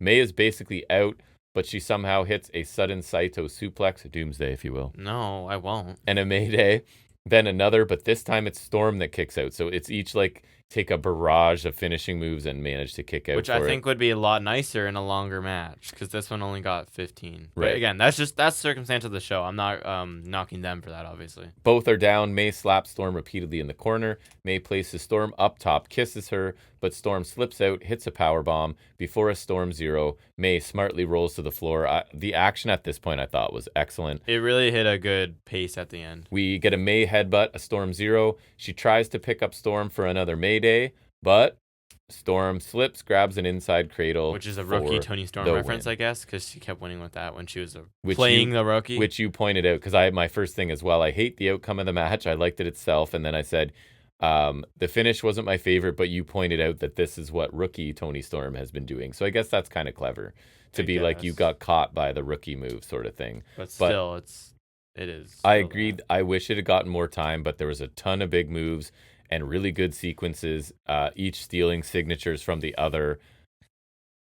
I'm not sure where May goes from here. I agree. I think it's a case of separating the match from the outcome, because I thought the match itself was really good, quite good. Yes. But I can't help but like it less for the finish and the result. We fell in love with May over this run, and I don't see any reason to end it here. I see no fault in her game, whereas I think we have been for some time, but especially now that it's back. Yes. We're out on the Storm character. You're back to having a mid-card character and gimmick be the face of your division, and there's a disconnect there for me. I'll say this later on Dynamite too, but like there was a point, like probably a year ago almost, where we were saying this gimmick it was sometimes amusing in little segments with May. Like, let's not be mistaken. Part of what made the gimmick good was May. Mm-hmm. But like there are amusing parts, but it doesn't have legs to last a while at top level, and bring it back a second time, or last now as champion too, because she was champion before, and I still don't think it worked. Even as a mid-card gimmick, I would be questioning it, but at least it wouldn't be taking up the top spot. The fact that it is crazy to me, because, and I said before this match too, I can't do this again. And you kept saying that. And with her first segment too, I can't sit through it. Like you said, we have this delusional mirage of a woman as your champion. Right. This caricature of a person from decades ago as your champion. Like, it just doesn't make sense. So she's either delusional at best or just goofing around at worst. And she's your champion. Right? Like, it just doesn't make sense. It'd be like if, like, for example, it'd be like if Gunther got beat by this caricature joke of a character on a big show. Or something like that. But that wouldn't happen, right? That's not going to happen. Obviously going too far. But it's like Gilbert. It's not unlike that. It's obviously that's extreme. It's him pretending to be another wrestler as a pure joke. R-Truth even, because he's like delusional, but like he also stays in his lane. Right. But people love this. We are the minority. As I'm alluding to, like it's hard not to draw the comparison with what's going to happen with Jey Uso. Yeah. Which at least it's the first time they're doing that. And Toni Storm's much better in the ring. Toni Storm at least can wrestle. That's true. At least I know her matches aren't going to disappoint me. Because if anything, the issue with her title run was the opposite, where I didn't give a crap about any of her feuds, but all of her matches were pretty good. I remember liking that one with Deeb a lot. Right? Yep. Speaking of which, what are we saying for this one? This one got 7.1 on Cage Match, and Meltzer went 4.5. I'm in between again. I'm at 4 stars. Yeah, I agree. I thought a really good match. Really good. Give it another 5 minutes. We're talking like could get to 4.5 for me. I'd even go another 5-10 maybe, and then a better result. I thought it was really good. So if this were a pay-per-view overall, I think I would have found it a bit disappointing. But considering this is more Saturday night's main event, I think is a more apt comparison. I think it was pretty good. I thought the opening tag match was excellent. Was my match of the night. And I think the main event really delivered too. So I averaged it all out again, and it gave me a Canadian B, which I thought was about right. Yeah, I Right? agree. The Death Riders match was kind of whatever, and the Monet was average, right? Probably the worst match, but like fine. It was, but still not terrible. So I thought it was a B show. Yeah. Like, I don't think there's anything Again, that bad here. I think you should go out of your way to see the opener at the very least. I felt a little bait and switched, which may have put me in a certain mindset for this show. I agree. But if I'm looking at this as like I tuned in to watch Collision, then I would have been quite thrilled. good. But I thought they were selling it as much, much more than that. I agree, and I think they kind of did. But looking at it as what it is, it's pretty good. It was pretty good, yeah. Yep. So I'll agree with the B. Yep. It's maybe like almost at a B plus, but pretty close. So good. Yeah. All right. So we'll continue on with the AEW conversation the next thing we'll do is take a look at this Wednesday's offering from them. It's AEW Dynamite.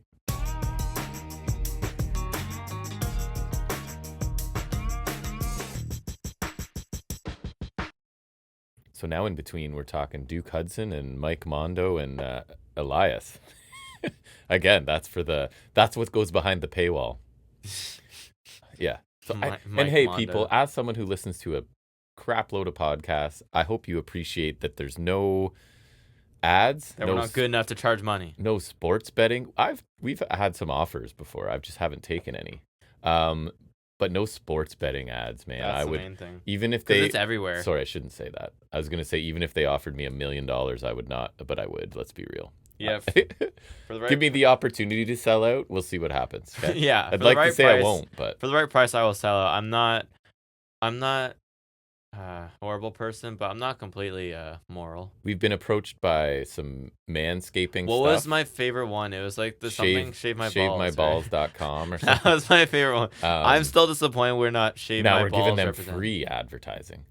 There was also a golf product approached me as well. Wash my balls. No, it was something. Like I think it was some sort of like grip tape, like funky grip tape grip stuff. My balls. And Chuck obviously wanted me to take that one so that I could get some and give it to him. But I mean, you owe him now that he's giving you like boxes of Kit Kats and snow blew the driveway. Yeah, I guess, right? Talk about Dynamite while I drink coffee. I realize a lot of people are if you actually watch the videos, it's just me drinking liquids of various types throughout the show. Gotta stay hydrated. Yeah. So we start off with the MJF Hangman face-to-face. Oh, I wrote that we got a ring level ramp and Hangman MJF starting us off. Life is good. And I think that'll be my thumbnail. Yeah. I did see that. Yep. The first thing MJF said was it being the first match in AEW being the Casino Battle Royal. I immediately say false. That's where my note says Jack is fact-checking MJF in real time. Because I remember it was Sabian and Guevara, and I was off memory. I will check it right now. I'm almost positive you're right because I think it's come up before. I swear we talked about it, and that's the only reason I remember that match. Because there is no other reason for me to remember that match, right? Because why? That's when you fell in love with Kip Sabian and had big plans. Oh no, it was the first match. Damn, you're wrong. It was the first singles match. That's why. You say you know wrestling. That's it. Canceling the trivia segment today. This guy knows nothing about anything. Because I know I remember that match for some reason. It was first singles match. All right, I was still kind of right. We need a soundboard with Napoleon Dynamite. It was on call my friend the other day. Eat the food. He kept telling his dog to eat the food. I just kept saying, "Eat the food, Tina. Tina, eat the food." We could probably find that on our totally legal and ethical TV box. Yep, probably. Yeah. What were we saying we were gonna? Oh yeah, because I was talking about the Crow. That's what it was. You should watch the original Crow. Let's do that this weekend. Let's watch all the Crows. Boo, I don't know. I don't remember if I watched. I might have seen the second one. One came out last year. Oh, I definitely didn't see that. And it stars the guy who played Pennywise. Nice. Anyways, MJF talked about the Battle Royal, and he said he had the match won and Hangman screwed him out of the win. He said Hangman cheap shot him like a gutless little worm. He said he climbs his way to the top by beating all your favorite wrestlers. And, I mean, most of my favorite wrestlers are here, so it's kind of not fair because you were saying Macho Man. It's like you're too old for him to have any weight with that. So I thought that was kind of unfair. He recalled being Page for the first time he won the ring that no one else ever wins because he's won it 6 times now. He talked about main eventing Wembley and winning that. He bragged about being the best and longest reigning world champion in AEW.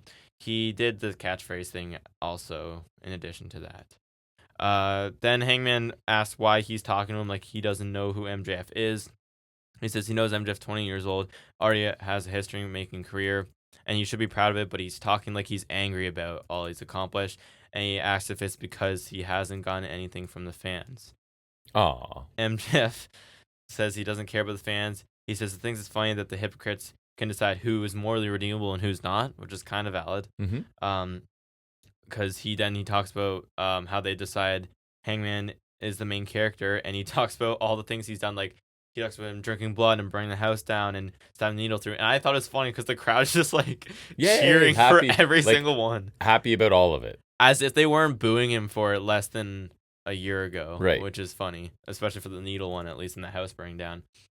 And I mean, it is a valid point, but at the same time, the Page could have said the same thing about Swerve, because Swerve invaded his house and the fans decided he was still morally redeemable. True. And he hung him in the Texas Death Match. So, like, it kind of goes both ways, which is why I think it's okay. And they're for both Page. Good at being, like, complex characters, so you can it's more believable with them. That's the thing. It wouldn't work with Cody. MJ said the fans will tell you that Hangman did nothing wrong, which is obviously heel logic. He said they'll chant cowboy shit, and the fans pretty much did on cue. MJ followed up by saying everyone loves Hangman, but he asked if he loves himself, which I thought was the perfect dig at Hangman. That's exactly what you need to be saying to Hangman. And I thought that's when MJF's tone kind of shifted. Like that was like a turning point. Yeah, absolutely. He asked if Page loved himself after ending Christopher Daniels' career, and then Page kind of goes off about that. He says he wishes he could give his spine to Daniels, and he would if he could. He put him over for fighting over 30 years and saying that there's not a major wrestling promotion today that he hasn't given some part of himself to. He says he died a warrior's death, and he knows Daniels wouldn't have had it any other way. He says he took care of pro wrestling when pro wrestling didn't take care of him, which was a nice line. He said he's the best of them. He told MJF not to forget that men like Daniels are why they can be in the ring right now. He's told MJF he doesn't understand humility because he doesn't have the stomach for it. He said if MJF's career ended tonight, what would they say about him? He asked if he wondered if they would say MJF is a selfish coward who took shortcuts. He says he knows what's right, he knows what's wrong, and he tells the truth about it. He says he's probably lied 100 times in 5 years, but never once to the fans. He said if he has a problem, he faces it head on, eye to eye, even if he's a heel. I guess that is accurate. Not eye for an eye, though. That would be silly. He said everything he's had, he's worked for it, and his family stood by him. He said MJF schemed his way to the top, and he's told him that he's better than them. He said he might wonder if it's true, and deep down, he knows it's not. Hangman mocked him for trying to make him feel bad. He said the history books don't care about how you get there, as long as you get the job done. And he talked about how Page was like promoted as the golden boy when AEW started, and all he needed was a scarf and a mic. He said Page hasn't earned anything, and he's better than him. He said he told him to name something that he does better than MJF, and Hangman said, I am real. MJF told Page he can be the main character all he wants because he has no problem being the bad guy. I thought those two lines were perfect. They put their mics down. They take their jackets off to tease the fight. The security come in because there was it's one of those no touching clauses type deals. MJF is about to leave, then he spits on Page's face, which like landed on his eyebrow perfectly. and Page just left it there. That's not didn't wipe it away. It's so crazy to me.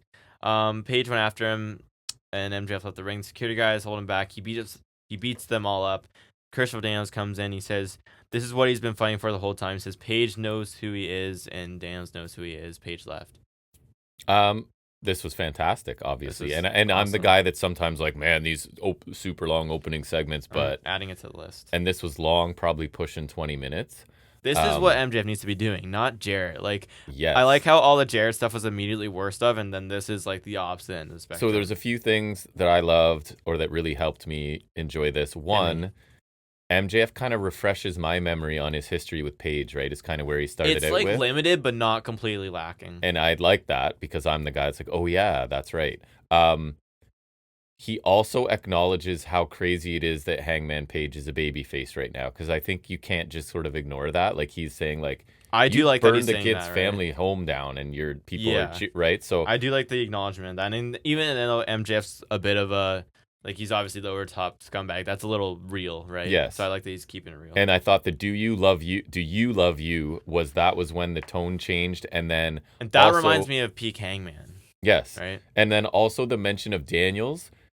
That allows Page to go on a rant to solidify himself as a babyface, and everything we've been saying he's been hinting at and teasing is in fact true. I like that. Plus he gets the chance to purge the emotion that he had over to vent retiring it out, Daniels right? Because that's could get that out. And then also Paige brings back that you don't have the stomach for it, which is what MJF said to him. I like that. But now it's regarding MJF not having the stomach to be a decent person, to do things with integrity, right? And then MJF's just reply of like, yeah, I don't want to and I don't need to, and it doesn't matter how you get there, it's getting there, right? So just an excellent back and forth promo to start the show. Each guy's able to get under the skin of the other. Nobody really gets a clear advantage, which makes it feel important, right? And like you're saying, thank God MJF has moved on to something meaningful and something that can become something really special, right? Like this is on pace to become a special feud, right? Feud of the year, potentially. Great start to something that could be a lengthy, bitter feud with multiple awesome matches coming out of it. And credit to Paige for being able to become a believable babyface so quickly after being like the most dastardly of heels, right? Yeah. And it's not a problem for me, and I don't think for a lot of people it is. I don't disagree. So lengthy segment for sure, but I was super engaged in this. So was the crowd. I think it was super successful. Sorry. My only it's not a knock, but the comparison here is how much more interesting is this than anything the Death Riders are doing, right? That's sort of like another nail in this coffin. Like this is captivating stuff, and it makes the main event stuff look like Death Riders haven't hit that peak in a while. No, because this is specific and detailed, and both of them have points from their perspective, and it works, right? There's nothing sort of nebulous lacking and vague and stuff like that. So anyways, I thought this was great. I thought this was fantastic and exactly what I wanted it to be, because you knew it was going to be great. And it's so great, like you're saying, because they're both right. Like MJF, as much as you might hate him, he's not wrong. Like Hangman really shouldn't be cheated in theory, but he does get to anyways. But I think Hangman did a great job in justifying that, right? And it's almost like you have that connection with the fans, and it does kind of bother MJF a bit. Because he's as much of a scumbag, right? But it's like somehow you connect with these fans and they support you, right? Even though you could argue Hangman did worse things than MJF did. Right.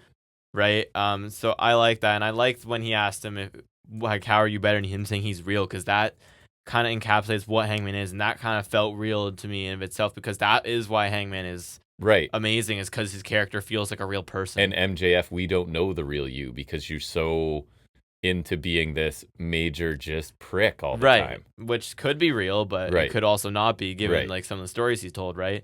And I like that, like you touched on, that the Daniels issue is such a hot button issue, and it allowed him to really show that he's changing back. But I feel like the anger also kind of allowed him to tap into the crazy psycho Hangman without being a heel. Like it was that same kind of energy as crazy obsessed Swerve Hangman, but in a babyface way, right? Correct. To make it. And I think that's another way in blending it to be supernatural, as not supernatural like Superman, but like really natural turn back, as like he's still got those same mannerisms and he's still got the same tendencies as he did as a heel, but you can see it kind of morphing back into the Hangman we had before. And it's almost like, and I like that too, under the guidance of Daniels, who is sort of prompting this and saying, this is what I was trying to get out of you, right?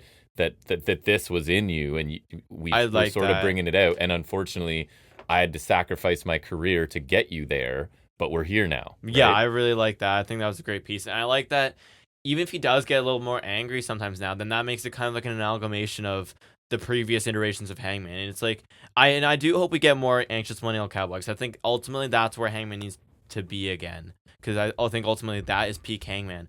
But I think it would be okay, and if anything, makes sense for him to be this combination of anxious millennial cowboy and like psycho cowboy. Paige is the best at complexity in wrestling, right?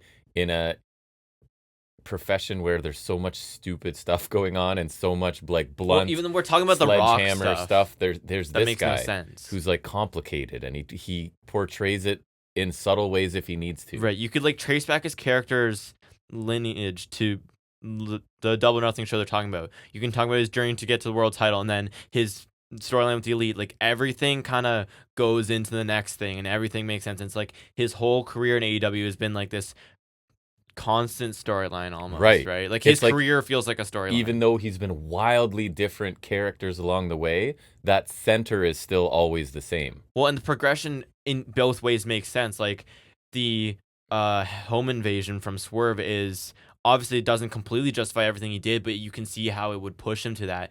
And I think it was that combined with like kind of like what MJF's saying now, which I kind of like the mirroring of that, where MJF's kind of saying you get to do all this crap and still get cheered, but it's like, and then Hangman was like, Swerve's coming into his house and threatening his family, but then the crowd started to cheer him, so that made Hangman go insane, right? And then so he went heel, and then now it's kind of like Daniels is the catalyst for him turning back, and so there's a logical reason for everything that he does, which I think was great. And I like some of the callbacks that you mentioned that I wasn't necessarily thinking of, and I really liked how it ended too. Like I said, like I think those two lines were perfect, and I think MJF, he could have easily been tongue-tied when Hangman said he was real, but I thought like him accepting being the villain is the perfect MJF response, really. And the whole like MJF's like, you don't have the stomach to be truly evil, and Paige is going, you don't have the stomach to be a decent person. And I like that because it's kind of right both ways. Yes. So I really liked it.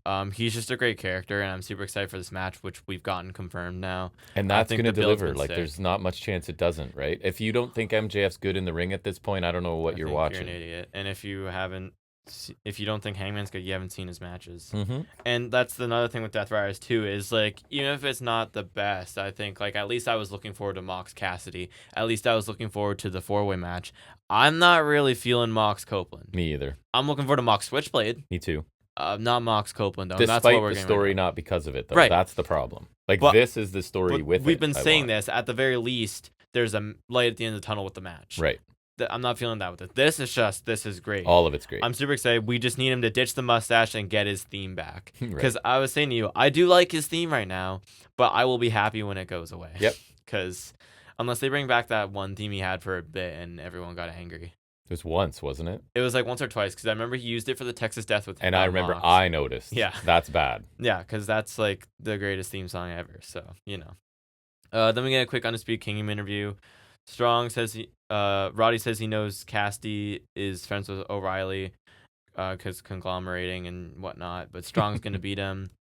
Kyle said conglomeration's more of a lifestyle. Cole says Strong is also going to kick his Cole is ass. suddenly jacked. Yeah. He went from like doughy and like thin to like jacked.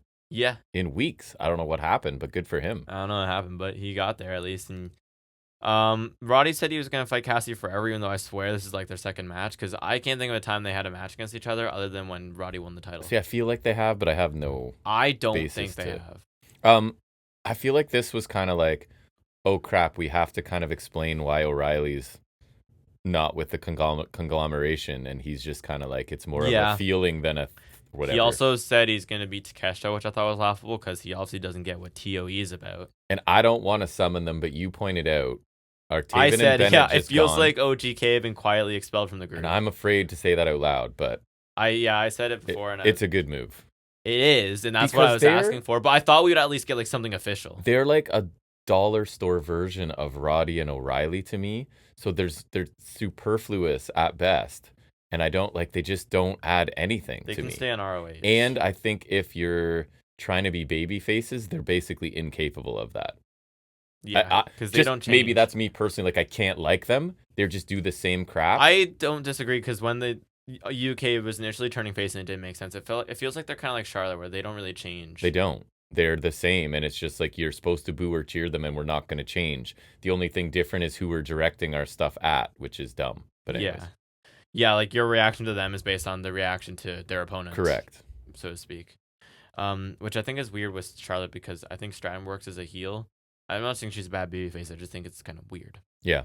But anyways, then we get the Ops versus the Patriarchy. Still don't like the Ops. I don't love it. They have a new theme, which sounded solid from what I heard. I need to check it out closer. But what a surprise! Didn't notice. It was a whole different entrance and everything. The Tron, like. But I think my mind just wanders. It said the Ops though, and Joe's Tron's usually all like fire and crap. I believe you. But it's not even. Okay. I'm gonna look it up right now. You talk about it. But okay. Joe and Shibata chop Sabian a bunch. Then he gets tripped and Joe hits a senton.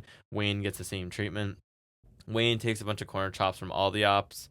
Chops from all the Ops. Chops from Ops. Ops chops. Ops chops. Oh my god. I'm watching it right now. Okay. Yeah. I'll just pay so much attention. Yeah. Christian gets a cheap shot on Shibata, and Wayne hits a snap suplex for 2. What? Ops with 2 P's. Okay. Yeah. What does it say? Never lacking? Yeah, Hmm. because they never get caught lacking. Okay. But like, I wouldn't spell it with one P. That seems weird to me. I know. So don't judge. Okay. It's just OPP is the police in Ontario. So it's interesting. But OPPS, so it's like multiple Ontario polices. Right. I don't know. Sequence of moves involving everyone. Joe took out Christian with a suicide dive, which like he almost didn't connect with. I think it was.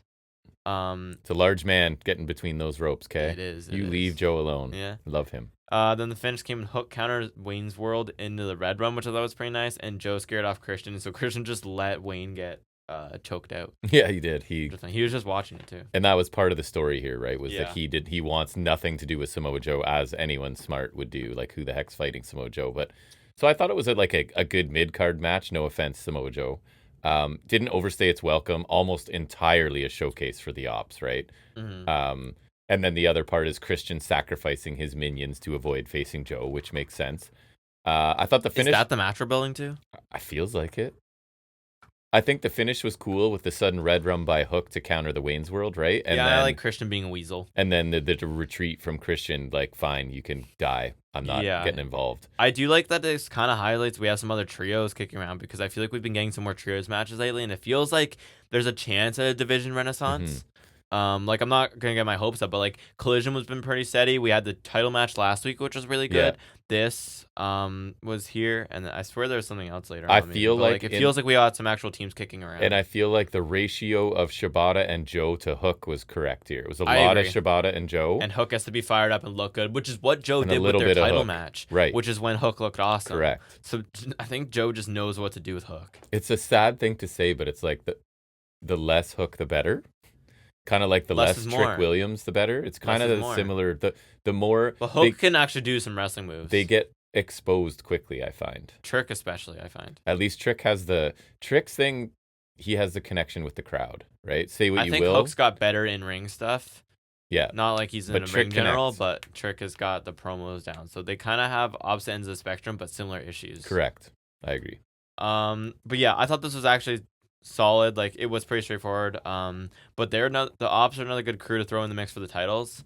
And so, like I said, I feel like there's a chance the division could be getting back to life a bit. Just with the matches we've had. I also hope this match ends the feud, but I doubt it. Yeah, I do too. And how can AEW have a trios team that's mixing races? That is crazy, right? It is insane.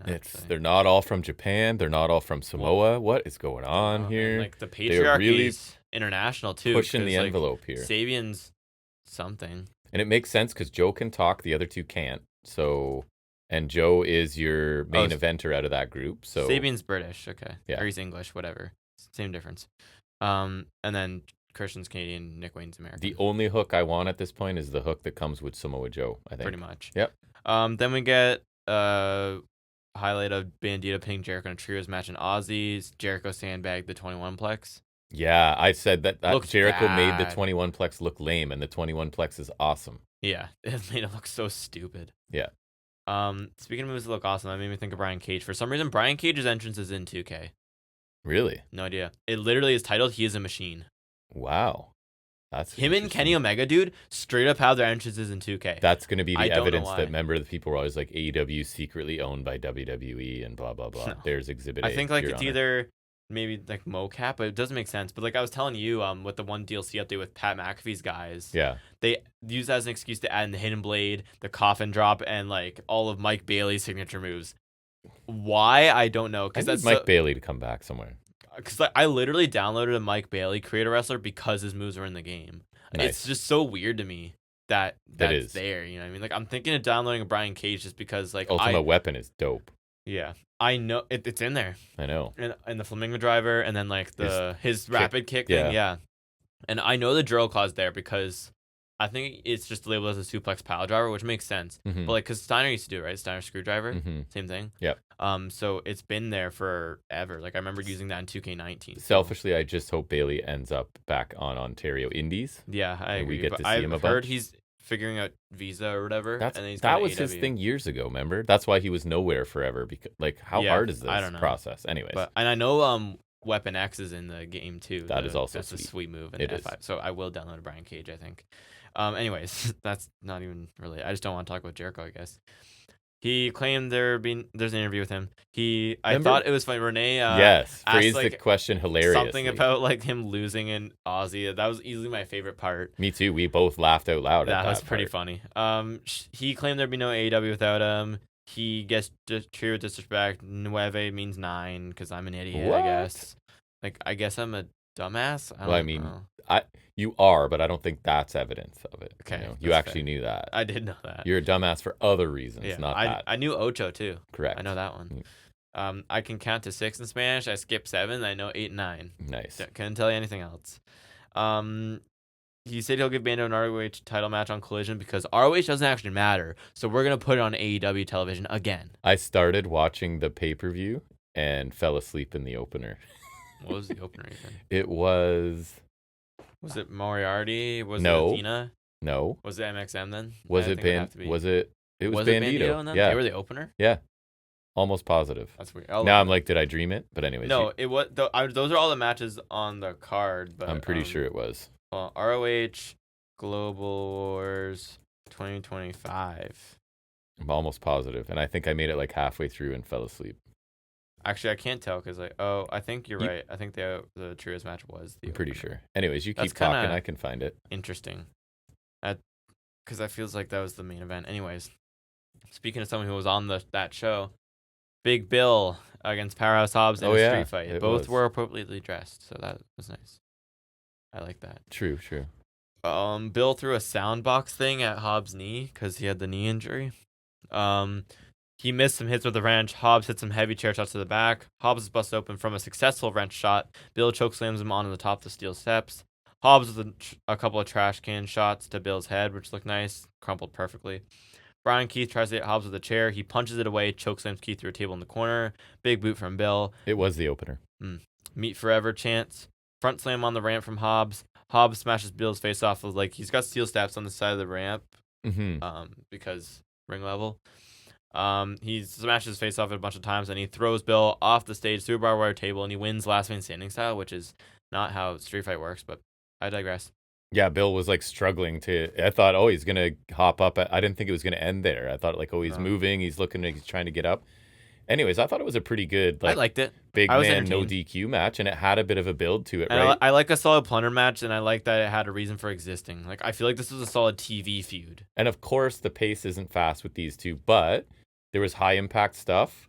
Hobbs gets, I guess, what would be a quality win. It's not a masterpiece, but an entertaining physical battle. And again, just something different on the show. We have a trios match. We have a no DQ match or whatever you want to call it, right? So I was fine with this. Yeah, I liked it. It was entertaining enough, and I thought they had a decently entertaining feud.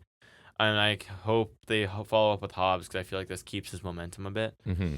Then we get Murder Machine's interview. It was basically just them calling out Hurt Syndicate for Collision. But Cage didn't sound terrible. Cage did not sound terrible. So my question is, as the beard grows, so does his confidence. Yeah, I wrote him with the full beard is still so strange to me. But he didn't sound. Usually he sounds bad. I think objectively bad, and I don't think he did here. I don't think so. I thought Archer was fine as well. And then my other thing is as if the Hurt Syndicate are sweating. No, these but guys. that should be a sick hoss fight. You should. Honestly, if you built it right, I'd be fine with that being on pay-per-view because that sounds awesome. It'll probably be short though.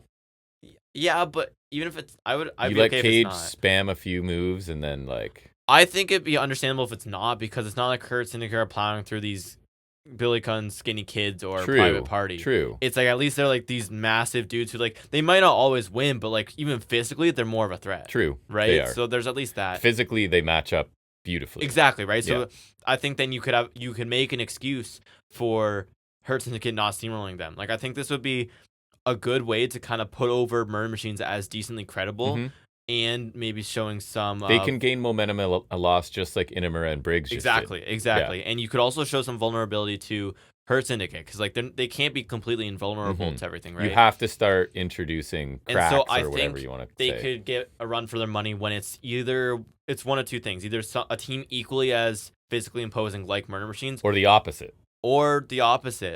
Technicians or speed people or something. Or even just a team like FTR where they're not as powerful, but they're credible and they're a great tag team regardless, specialist. Right? Yeah. Or hopefully if Private Party level up, they should be able to come back and take them down, Yeah, I agree.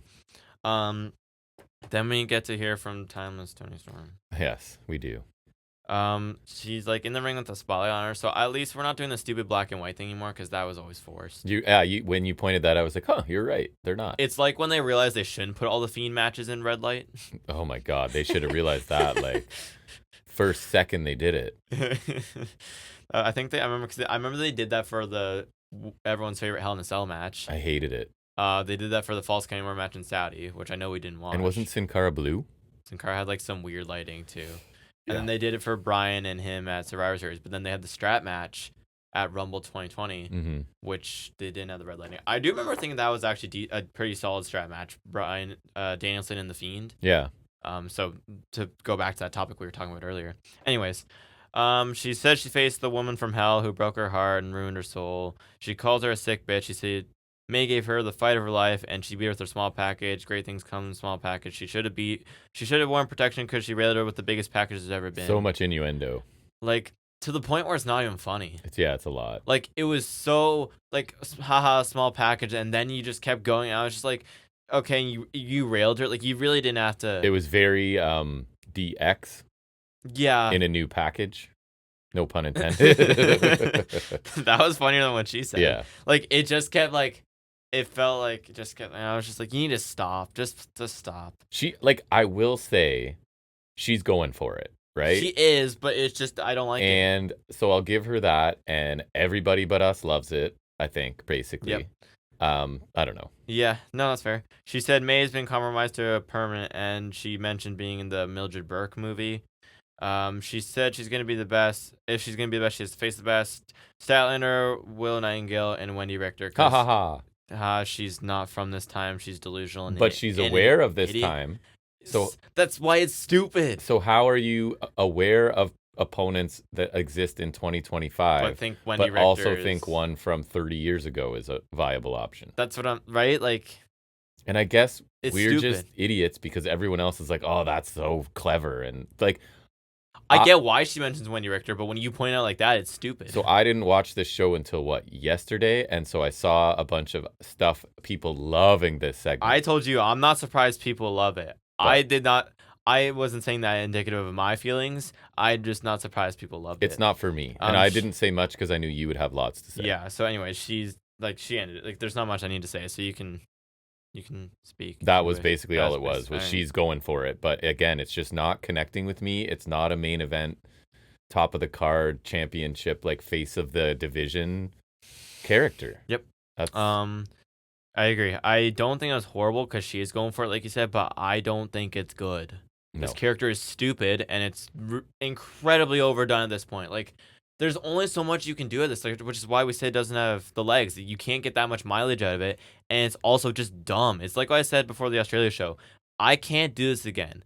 I cannot suffer through a delusional joke of a woman as our main champion. It's not someone who should be champion, not someone who's being Mariah May. I can't believe they gave up Mariah May for this. I agree. The woman who, like, has it all. You know what it feels like is when Family Guy overdoes a joke, and I think that they're intentionally like, we're going from funny to not funny for a while, and then eventually it circles back around into funny. But I don't find those do either, and I like Family Guy, but there's some bits like the chicken fights and like I like the chicken fight. So I just think it's stupid. For me, it doesn't circle back around to entertaining. I agree. I just think it didn't have the legs to last as champion over a year ago. So it begs the question how and why we're here now. Right.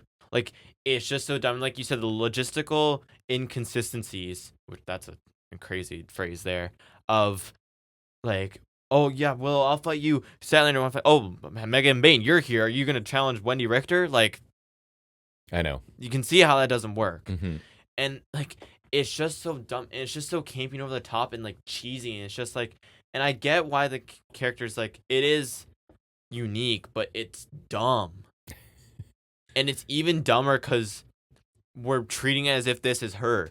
And we treated rookie Toni Storm as if that's the character. It'd be different if she suffered some trauma, and she's physical or emotional or whatever, and this became this. But the fact like, remember when Peraza was like, we went up and down the road, and this isn't the real you, right? But I think they're trying to tell me it is. And now but it's not, because she can also I don't know. Again, it's dumb. Yeah, okay, so then... She's either this is her and she was pretending to be a modern rookie wrestler. But then that means she's capable of being a normal person.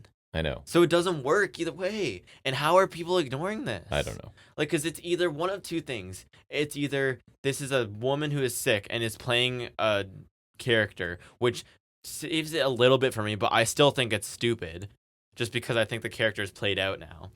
But that would be better. But I think the reality we live in is that this is the real woman who's not a real woman, but is capable of playing a real woman to fake out a real woman. Yeah, she suppressed being timeless to be a rookie. Only to be, like, she's... Yeah. She's this not real person acting, who is supposedly the real person, who can play a real person, but is not a real person herself, but we're treating this not real person as if it is a real person. But she's capable of being normal. That's the thing. Like, there's so much that doesn't make sense about it. Like, you want to talk about the issues with the Death Rider story, and that's fair. But there's so many more inconsistencies with this, and people are loving it. They are. I don't understand. Because, like, I get the I wish I loved it. I get the issue with Death Riders. I'd rather like things than not like things. Hot take. Right? I get the issue with Death Riders. Don't get me wrong. Yeah. But I think there's far more plot holes with this, because I think the issue with Moxley is, like you said, the specifics of certain things and like motivations and like not, and kind of falling off of from where we started. But like with Storm, it's just there's like so many things that just don't make sense, and where it's like not even that they don't make sense and we're waiting for clarification. Like literally what you're saying to me is contradicting it and making more sense. Like it's just, there's so many things wrong with that. I could go on forever. I don't care if the vast majority agree with me or not. This is a dumb gimmick. Yep. That was once slightly amusing at best. That doesn't deserve to be a champion. Real humans like Mariah May, like Serena Deeb, anyone. Real humans look dumb breathing oxygen with her. Right. That's the thing. That is the thing. It's not. I don't know, man. Maybe there's other people who feel the same as us, but I certainly haven't seen that enough of them expressed. One guy I told you on a podcast I listened to is super critical of it, and that's it that I've heard. That's not enough. Death Rider's next. Willow gets beaten up again because she was like kind of fired up about it, and she got taken out again. So I guess they cooled her off too fast. I agree. My opinion. I agree. She should have been the one to beat May. Yeah, I guess at least Willow has something to do right now, but not really. I she mean, should be is a it gonna bigger be something to do? I don't know. Maybe not. It's like, are you telling me she's gonna fuse Marina Shafir? I really hope not. I don't know. Moxley said this is his ring, his building. You're in his seats, which is apparently a Roman promo. Which people are like, oh, you're ripping him off, but they're boys. I'm gonna call it an homage. It might be one of those wink, wink too. He knows he's doing it. He's not trying to hide it. Like I can't imagine in 2025 with the internet and the way wrestling nerds are that he thought he was just gonna get away with this. Right? Yeah, like, especially he's not with how an idiot. Bar for bar it is. Right. Like This is clearly an homage and not a ripoff. Yeah, like and I don't really care either way. And they go way back. We were already talking Shield this week. Were. So he talked about how Adam Copeland is not here because he's probably face down the dirt in Australia. I wish. He said if Cope shows up at Revolution, I wish he was dead. not like that. Then Moxley will finish the job. White comes out, and then I like Pac's kind of coming in behind him. At least Pac is here. But I like that White's kind of not an idiot, and he's realizes it. Then Copeland comes out, and off the distraction, he hits a Blade Runner on the ramp. I love a good Blade Runner. I did like Sister Abigail, but I feel like White does it with a little more like oomph to it. And the fact that it's an out of nowhere now, and Wyatt was more like set it up and kiss them and stuff, right? Yeah. Whereas his is like White's. It's that like, too, boom. but like I feel like he always kind of goes down like faster with it. Like he puts extra stink on things. He puts some stink. I always say his Uranagi has some stink on it, dude. It's like when Pac's kicking people. It's or Danielson everything. Like it's just extra. Yeah, I agree. Or May's shotgun dropkick is fantastic. But yeah, White's got some stink on it. Like his Uranagi is a million times better than the spinning solo. Ugh. Yeah, it is. That's so good. And it's so funny because like that's like, and I think we made the comment with Project Champa, like Operation Dragon is stupid, but Project Champa is just kind of sounds cool. Awesome. I don't know it why. Does. It just sounds cool. I think Operation is just a cumbersome word too. It is. Cumbersome's a cumbersome word. It is ironic. That's what makes a good word though, because that's why I think moist is such a good word. Because moist is like... As people just turn off because so many people hate that word. That's all right. We got their view by 2 hours in. That's why they can go now. That's just why kidding, I love the you word all. moist, though, because like it makes people uncomfortable. Because moist is like an uncomfortable feeling. It's like kind of slightly wet in an uncomfortable way. Right. And the word makes me uncomfortable. So it perfectly encapsulates what the word means. Very good. That's why I think it's like the best word. Are you the product of 2 English teachers by any chance? Maybe. Cumbersome is also great because it's kind of the same effect, right? It is cumbersome to say. It is. So it's perfect. That's why moist is such a great word. I lost track. Did you finish the Death Riders? I didn't. Okay, go ahead. I was going to give my opinion. A spear for Yuta and Claudio. It was kind of cool. Like, he added Claudio for a blade runner and then he like lifted him up into a spear. That was kind of neat. I do think it's kind of stupid, but kind of neat as well. Like, I do kind of like it as a setup to a spear, not selling it as a tag finisher. So I remember when Orton was in the Wyatt family. Crazy. Right. Led to a great match. That match made me angry, actually. The matches they had. At least I remember it. Sorry to digress again, but the matches they had together consist of the following. Ready? The first one was the one with the projection bugs. Second, so stupid. House of Horrors. Yeah, stupid. The third that I can remember was the Firefly Inferno, where the Fiend gets burnt alive. Yep. The last one was the one where Alexa Bliss comes out of a giant Jack in the Box. Black goo on her face. Yeah. And the Fiend loses to a single RKO. Right. And that was Bray Wyatt's last match. Despite being supernatural. Right. That was his last match until the Mountain Dew. Amazing. R.I.P. But anyways, that was interesting. Anyways, there's that. Copen grabs Spike from under the ring, and we were joking he got like a bulk deal on Spike. Costco. Costco pack of he was willing boards and spikes. Yeah, he just like made a bunch of them. He just takes them everywhere. Every show. Has them everywhere. You can't travel with them, so you have to like have them there. Ship it there, like make it there every time. Yeah, exactly. He's like he dedicates an hour of his day before on show day to like nailing nails in a 2x4. There'll be some montage of him shopping in different cities, going to Target, building them, getting or like Home Hardware or something like that, and just like getting some 2x4s for sure. Or not even 2x4s, like getting some long planks of wood. I like to think he gets like a long plank of wood, saws into 3s. So now he's got like that would be more economical, right? Yeah. So he's getting. Well, he's also got a. Do you think he can travel with the saw though? That's the thing. Probably not. So now he's buying a long piece of wood, a bunch of nails, and we'll say a handsaw because like you want to be buying like a motorized thing everywhere you go. No. So we'll say he's buying like a handsaw, and it's like handsawing them. And then I like to think he's also buying black spray paint because you don't get black wood. No. So he's buying a can of spray paint that. And he also has to buy a hammer. So now we're just getting deeper into this. And now he's hammering these nails into the board. And then now he has to put it under the ring. Yep. So I actually think it's at least 2 hours every show day he's spending making a spike. And he's so stupid that he thought that would be the best way to open a briefcase. Like... When he could have, like, at the same store, he could have bought bolt cutters had bolt cutters. Asked Jay White for his bolt cutters. They literally used them in the segment before. If we're going with the headcanon we've now created, I genuinely think him trying to handsaw the briefcase open would make more sense. He's just a moron. Goes, I'm just going to smash with board nails. Poke smash. Till open. I genuinely think handsawing it open would have made way more sense. Or, like... how easy is it to get like a laser cutter? Is that like a easily accessible piece of equipment? I don't know. Okay, I wasn't sure honestly. 3D print one. I don't know. And it has to be functional too, and it's still gonna. Yeah, all right. The Death Riders run away. Wait, sorry. Where is it? Yeah, they run away. Cope couldn't get to them. Then he said he was gonna take out all the people. Yeah, this was fine, I guess. It was fine. I feel like it didn't add anything. It's funny because my next thing is it just feels like more of the same. I liked Mox's promo. Like I thought, even though if it's an homage to Roman, I thought it sounded good. And I like his. Yeah. I think he always sounds good. Just didn't really care about it. And again, we just watched Mox choke Edge out, so it's hard to see. Like to me, this is like what I would call a lame duck main event, right? Like he's not winning. I don't think. No. If he does, then Mox. He already just got killed by Mox, and he's gonna get killed by him again. Cool. Where does that put us? You know? I hate White seeming like Copen's lackey too. It feels so incredibly wrong to me. Yeah. Blade Run on the ramp was dope. That was about it. I just want Bang Bang Gang Death Riders and not anything to do with Copen or with respect FTR. Copen was fine. I don't care about him. Nope. Me either.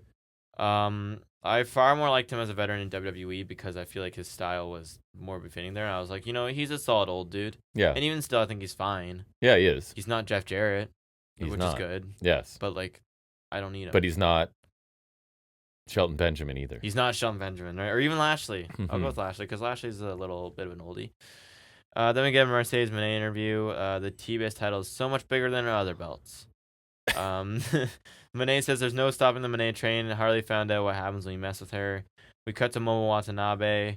Because you had to explain to me where this came from. She won the Wrestle Dynasty 4A, which was interpromotional, and you get a title shot, I guess, in any of those promotions. Yeah. And so she's picking this one. She's going to face Moné at Revolution. Cool. Moné's like, hey, we're going to Dynamite. Have we seen Watanabe wrestle before? I've never seen her wrestle. Maybe she's awesome. But, like... She could be good. Honestly, a lot of the Japanese ones are. Why not use people from your own company? I get it, but like, yeah, because like they could just use her to get a Stardom title shot. Like she didn't have to challenge for an AEW belt, right. But maybe they want to expose her to AEW. So I could understand why they would. I'm always open to seeing new wrestlers, so I'm cool with that. I liked Mina a lot. I remember what was her name? Not Ryu Mizunami. Remember her? Yes. And remember because they did that tournament. I like Emi Sakura a lot too. She's good. I remember Ryu Mizunami being really cool. There was that number one contender tournament where it was like half Japanese people and half American. And, like she was really cool. I think she might even won a title shot in that. Or I remember her getting to the finals at least. I remember thinking she was really cool, but we haven't seen her. And again, Momo's not winning. No, but I'm interested to see her because I don't think I've ever seen her. I don't watch a lot of Joshi. Although you root for Momo, it's one of your close relatives, right? So. Then we get Chris. That's Statlander a big versus, inside joke that people won't get, but anyways. Chris Statlander versus Megan Bayne. Yeah. Hoss fight. Powerhouses. Standing moonsault from Statlander for 2, which I feel like I haven't seen a lot from her.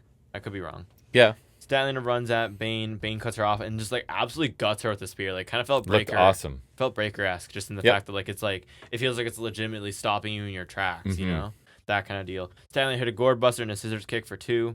Deadlift German from Bayne. Back suplex on the apron from Statlander. Outside in back suplex from Bayne. Finish comes when Penelope Ford has to get involved. Shove Statlander off the ropes and an F5 from Bayne. I thought it was, and then we had this whole awkward post-match crap where Thunder Rosa runs out with a chair and then doesn't hit the heels. They went into business for themselves. I'm not even gonna bother talking about that because it really doesn't matter. No. I thought it did look awkward at the end of the day. It was very awkward. Like, Thunder Rosa looked kind of dumb, whatever the reasons are. I don't care because I don't like her. I don't care. Yeah. I thought it was too short but quite good. The pace was pretty brisk and I felt it was hard hitting and just really action packed. I didn't like the finish. I felt like it cheapened a bit, but at least Bayne got to win. She looked great here. I think she continues to be super impressive and really cool. I thought Statlanders were great too. I think she showed off more athleticism. Like the standing moonsault caught me off guard. Right. So I thought they both looked really good here. And I think there's potential for like, if you gave them a pay-per-view match, I think they could kill it. I thought the same. I hope Bayne and Ford is a short-term thing because that does nothing for Bayne. And the post-match was weird. And Thunder Rosa does nothing for anybody. Sandbag. I thought this was like shaping up to be awesome. And then lots of cool offense. I think it suffers from the issue with they have with the women on Dynamite where at the time they don't give them. But I thought it was great in of itself. Power versus power. And yeah, it just felt cut short by Ford interfering. But I was really enjoying what we got. I agree. Hope we get more of it. And yeah, there was definitely some awkwardness with the run-in and with Rosa with the chair, threatening to use it and not using it. Whether the heels were supposed to back out of the ring or whatever was going on, I don't know. But yeah, the match itself was very entertaining. I agree. Then we got a quick caster interview. He talked about Hangman chasing him around. That's not what his open challenge is for, and so he's going to do it again on Collision. And it was basically his typical shtick. He's kind of amusing, but I'm not sure what purpose this serves. Yeah, he's finding excuses for his losses because he loses everything, and he's basically a comedic, delusional heel, and he's doing a fine job with it, but there's like a ceiling to that, right? Oh, well, maybe not, because Toni Storm is a delusional person as well, and she's the face of the company, so... Yeah, but Caster's like delusional, like he's just like a cocky dude and like still a real person. Right. So, I don't know, it's fine, but I don't think it's going to go very far. Then we hear from Ricochet. He's in the embassy robe still. He calls Phoenix a poor man's Las Vegas. He said he's leaving in a helicopter as soon as possible, and like Kevin Durant, he's going to try to get out of the town as quick as he can. Sports reference, you get that one? I did. He's spoken to the camera saying people booing him doesn't matter because when you're a winner, you boo to avoid nothingness, and Ricochet is a winner. He proved it 2 weeks ago when he pinned Swerve, and he bragged about beating all your favorites in AEW. He bragged about having Yano's robe. He said he came to AEW to win championships, and he claimed he would be a champion because he's too good looking not to be. Swerve's music hits, but it's just Nana coming out. He says he asked Swerve to stay home so he could talk to Ricochet. He said he's wearing something that doesn't belong to him. And he's been in this business for 3 decades, in the ring, out of the ring, making deals, making history, and that robe has a lot to do with it. He said the robe represents pride and integrity. He says whoever wears the robe has the opportunity to be great, and Nana never gave that opportunity to Ricochet. He asked him to give the robe back, and Ricochet told him to take it. He told Nana he's not getting the robe back, and he did like his chicken laugh. Yep. And then he left. Yeah, so this is like a backhanded compliment to Ricochet, but I think part of the problem up until his AEW run now is that he was trying to come across as cool, as a cool person, because his moveset is so cool. And like a confident babyface, right? And he's not cool. Like, I don't mean to be mean to him, but like this uncool, like nerdy heel seems to just fit him, and like it's natural for him. And that's why his promos are better too, because maybe he's not a good actor, and him acting like he's a cool guy, he can't do it because he's not a cool guy. But like, and I'm not trying to be mean as a heel because he's trying to act cool and like a winner here. But the meta is like, he's not, and he knows he's not, but he's trying to be because, And his moveset's cool as hell, but he's not. So I think this is allowing him to hit his stride and just be comfortable and not be a cool baby. Comfortable while being uncomfortable, though. But like a dorky heel instead. And I think, and then just intimidating enough. And Nana's a perfect. Well, I like the intimidation here because like he would not say that if Swerve was there, but because he knows Swerve's not there and he knows Nana can't do anything, it allows him to tap in that confidence that he wouldn't have otherwise. Nana's good in the role because he's like an old small guy, right? That he can sort of intimidate when there's no backup there. Exactly. And I like that he hasn't won a title yet, so he's almost treating this robe as like a title for him. And I don't know. I'm really enjoying Ricochet still. Some people don't like it, but I still stand by this as his best work. Oh, yeah. I'm really enjoying it. I thought Nana's promo was actually really strong, too. It felt real and heartfelt, and I thought he was actually quite good, too. And I think it kind of bolstered Ricochet's shtick here. Yep. And so I thought this was good. Then we get Roddy Strong versus Orange Cassidy in the International Championship Series. The UK theme still sucks. Doesn't even have a boom. And I said, no boom. Maybe the boom went to beefing up Cole. Boomless. Yeah, he's very boomed. His arms look crazy in a couple weeks. Comparison, I don't get it. Cassidy's also back to the blue jeans. I'm sure it's all natural. Yeah. I mean, his doesn't look absolutely ridiculous. No, so it could he's not be like his, at Brian least. Cage, who I'm sure is all natural. Yeah, exactly. Then the way this series works is super weird. So it's this match first, right? The winner. I had no idea what. The winner goes to face Takeshita for the title next week, and then the winner of that defends the title against Omega. I wrote down, Jack explains that this is part of some series to quote dilute Omega Takeshita. Right? Yeah. Why can't we just build to Omega Takeshita? Omega beat Takeshita in the tag match. He gets a title shot. Right. That makes sense to me. That's what I predicted, beat for beat. I'm okay with that. Mm-hmm. This just means it's a bit of a diversion, right? It doesn't make sense to me. No. And it makes me think Omega might not win, which I'm okay with. Like this match, though. But I do, yeah. And I just think it's backwards because, traditionally you do a tournament or whatever for a title shot. Not for a number one contender shot. Well, no, it would I'm saying it's for a touch, like it would be for a number one contender shot, but now we're like a shot to face the number one contender. Right. Well, if you beat, that's what I'm saying. If you beat him, would you not be the number one contender? Right. It should be for It's for the number 2 contender. Well, you're contending to be the champion to defend against the number one contender. It's like you're fighting to be number one contender to the number one contender for the title you're defending against the number one contender. Jeez, boy, that's a lot. You can see how this doesn't make sense. It certainly doesn't sound like it does. You could literally you could do it like this. I don't mind if Omega gets preferential treatment because he pinned Takeshita. Yeah. So you could have these two fight to face Omega, and I'm okay with it. Yeah. I know. I think I do understand if pinning Takeshita in a tag match gets him an automatic title shot. That's fine. But I also would understand if it doesn't because it's not like an eliminator. It's not like he beat Takeshita in a straight match. He beat him in a tag match, right? So I would understand if that maybe gets Omega closer to a title shot, but he would still have to beat Roddy or Cassidy. Yeah. The fact that Takeshita's getting kind of big timed here is weird to me. Yeah, it's not my favorite. I don't appreciate it. I knew you wouldn't. Suicide dive from Cassidy. Roddy really nicely caught Cassidy midair with a dropkick. I thought that looked really good. It did. A slingshot, power slam from Roddy for 2, which is kind of cool. That was different, yeah. Series of chops from Roddy. Tilt roll DT from Cassidy for 2. Beach break also gets a 2 count. Roddy hits a couple of half Nelson backbreakers and then a torture rack backbreaker on double knees for 2. Cassidy goes for an orange punch, gets folded with another backbreaker, and then Roddy puts him in a Texas Cloverleaf until Cassidy gets to the ropes. Roddy gets a sweet sequence with a pop-up gutbuster and a sick kick. Goes for the end of Heartache, but we get a Stun Dog Millionaire, and then Cassidy was with one orange punch. Just one. That's crazy. Strong sucks. I guess. Then after the match, Cassidy's interview with Schiavone gets cut off by Callis, who calls him a red-headed hippie. I was like, he's red. I'm colorblind, but I'm like, maybe he's isn't like his hair strawberry blonde? I don't know. I think he's blonde. I think he's blonde. Okay, good. I thought that was just me being colorblind. I could be an idiot. I don't know. Mark Davis and Takeshita beat him down. Omega runs down for the save. They beat him up until Cassidy gets back in. Takeshita takes a Stun Dog Millionaire V-Trigger Orange Punch. Omega holds up the belt, so he's not winning. Yeah. Right. I really like the match. That's what I'll tell myself. I agree. I think the title series is stupid, but here's my thing. Also, the title series is stupid, but either way, like, even if I propose the title series in a better way, like I was saying, this match itself makes sense because what they're fighting over is stupid, but like, even if they're fighting over a shot to fight Omega, this match would still be the same. You know what I mean? Like, this match isn't the part of the series that's an issue. So I think this match is still great. And it was good, yeah. Really good pace, really good action. Like, not a top-tier main event, but a really fun one. Two talented wrestlers we love. Crisp counters, impactful move, predictable result, entertaining nonetheless. Like, it's not...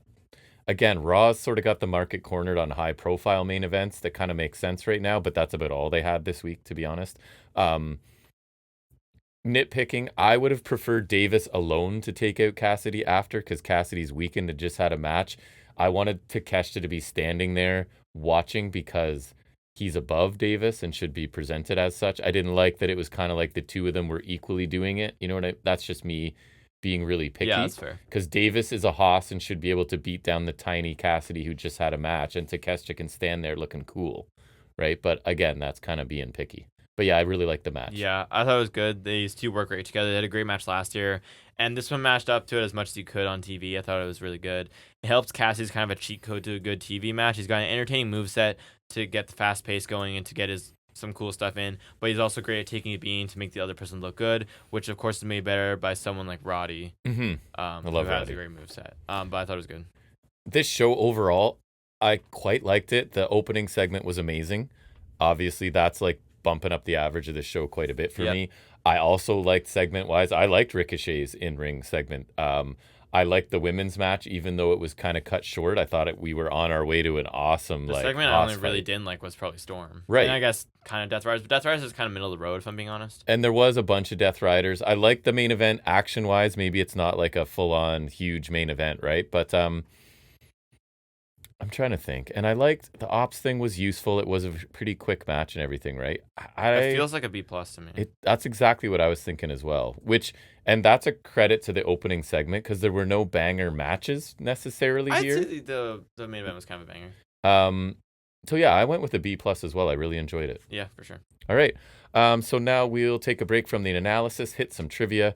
I'll ask some questions of Jack this week back to normal. We call it Off the Top of His Head.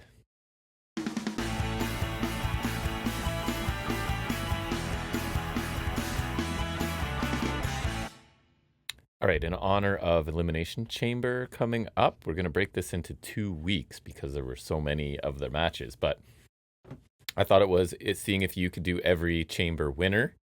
So looks like there's been 34 matches by my count. So we'll take a look at the first half of those today, so about 17. My plan is I'll give you the year. Yeah. If you can give me the event, the winner, participants even, and then anything after that, right? Are we going most recent or most I'm going most distant. So most oldest. Which, do you know what the first year was? Yeah, 2002. My God, why are you such a Survivor Series. Why are you Square Garden. Okay. So, yes, at Survivor Series 2002, the first chamber match took place.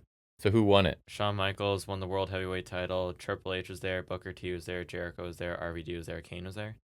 That is all correct. Yeah. Yep, that is right. 2003. Triple H retained the world title at SummerSlam. Correct. It was with I think, Goldberg. Correct. Was Orton in that? I think? Yes, it says a hungry Randy Orton here. I think Jericho was there. I want to say right. Yes. Batista. No. Oh, Goldberg, Orton, Jericho. Michaels is Michaels there, and then surprised by this one a bit. Big man. is it? No, like was it? No, it was. I do know too. I'll know it when I hear it because I've seen this like match. I know about it. Big Daddy Cool. Really, Nash? Yeah, that's what it says. That's crazy. That's not like he was back around that time, so I'm not gonna dispute that. But 2005. 2005, I think Trips won that again, right? He did. That one was. I know Orton was in that one again. I think. Right? And what event was it at? New Year's Revolution. Correct. I think Shawn Michaels was guest ref. Orton. Jericho. Yes. Again. Was Batista in that one? I think. Yes. Shoot. Was Benoit in that? Yes. And we're missing one. You are. Shoot. Who we just complained about in AEW. Oh my. Jericho? No, I said no, that, you right? already said him. More of a main eventer. Edge? Yeah. Okay. Makes Yeah. sense. 2006. Cena won that one. Correct. Wasn't that? I think Carlito and Chris Masters What were was in that that one, at? right? New Year's Revolution again. Correct.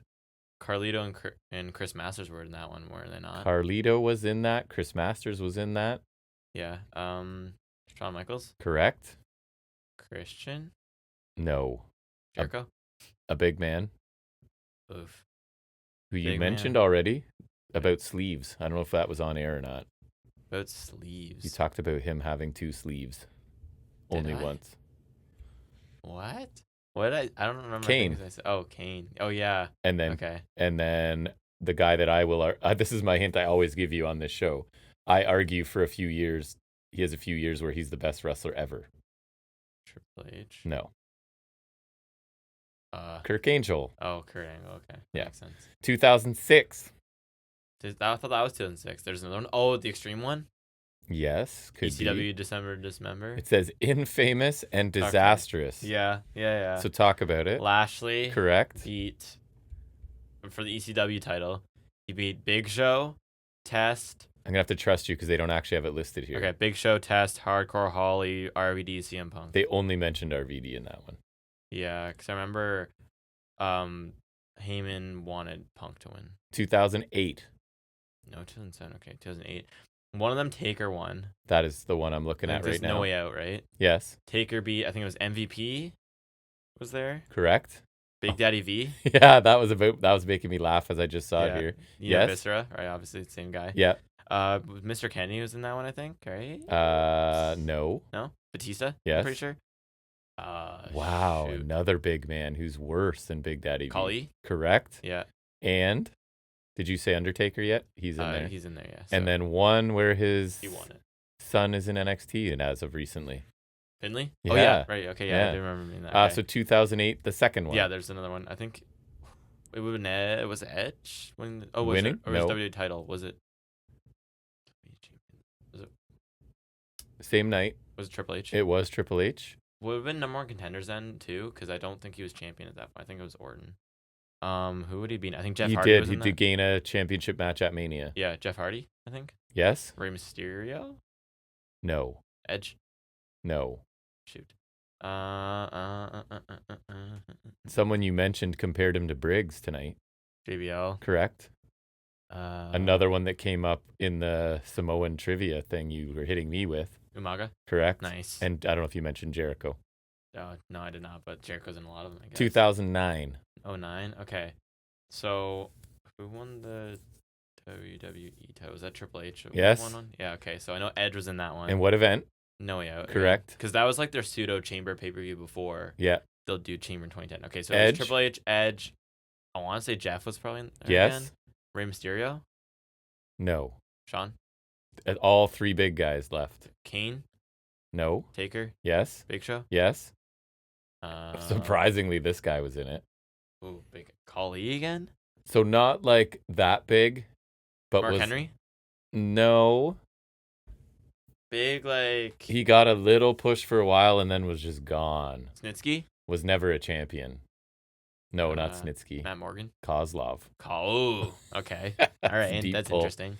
Then 2009, another one. Then okay, so this is the one where Edge beat up Kofi to get in this one. So Edge won this one. Correct. In world title. So Edge was in there. Who would win world champion at the time? Let me think. Who was world champion? I actually don't know. So who's like always in every one, it seems like. Jericho. Correct. Who would have been A big man you just guessed in the last one. Big Show? No. Khali? A like obscure. Mark Henry? No. Snitsky? Oh, sorry. The Snitsky clone. Who's a Snitsky clone? Mike Knox. Mike Knox. Oh my god. Just like him. Sorry, Kane, Cena, Mysterio. I don't know who else you said. Oh, okay. Who was the champion then? Cena? I don't know. I don't think it's here. No, it doesn't matter. 2010. Okay, I know Cena won the WWE title. What show was this? Elimination Chamber. This Correct. is when they got Finally, its own show. Yeah. Sheamus was in that one. Triple H was in that one. Correct. I think Orton was in that one, right? Correct. Ted DiBiase Jr. Correct. Drew McIntyre, or is this the other one? It might be Nope. the match. Kofi. Okay. Kofi. Okay, that makes sense. And that's it, I think. Okay. 2010. We're going to Another one. 2014, by the way. Hmm? We're going to 2014 Okay. this week. Oh, sorry. I thought you were saying the next one. I was like, No, that can't sorry. be right. Okay. 2010. Okay.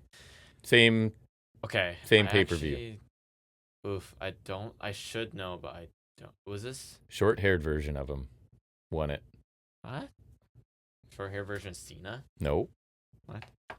2010, not Cena. That was he Was won it the. for the world title, or was it number one contenders? Let me see what it says. Second chamber match for the World Heavyweight Championship. World title. Okay, who was world champion? I think it would have been.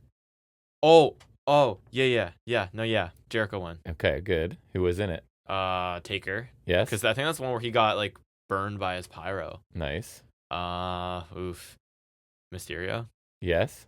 I'm trying to think. I think it would have been like SmackDown around that time. So was Kozlov in there again? Mm-mm. But two surprising ones for me. R-Truth. Yes.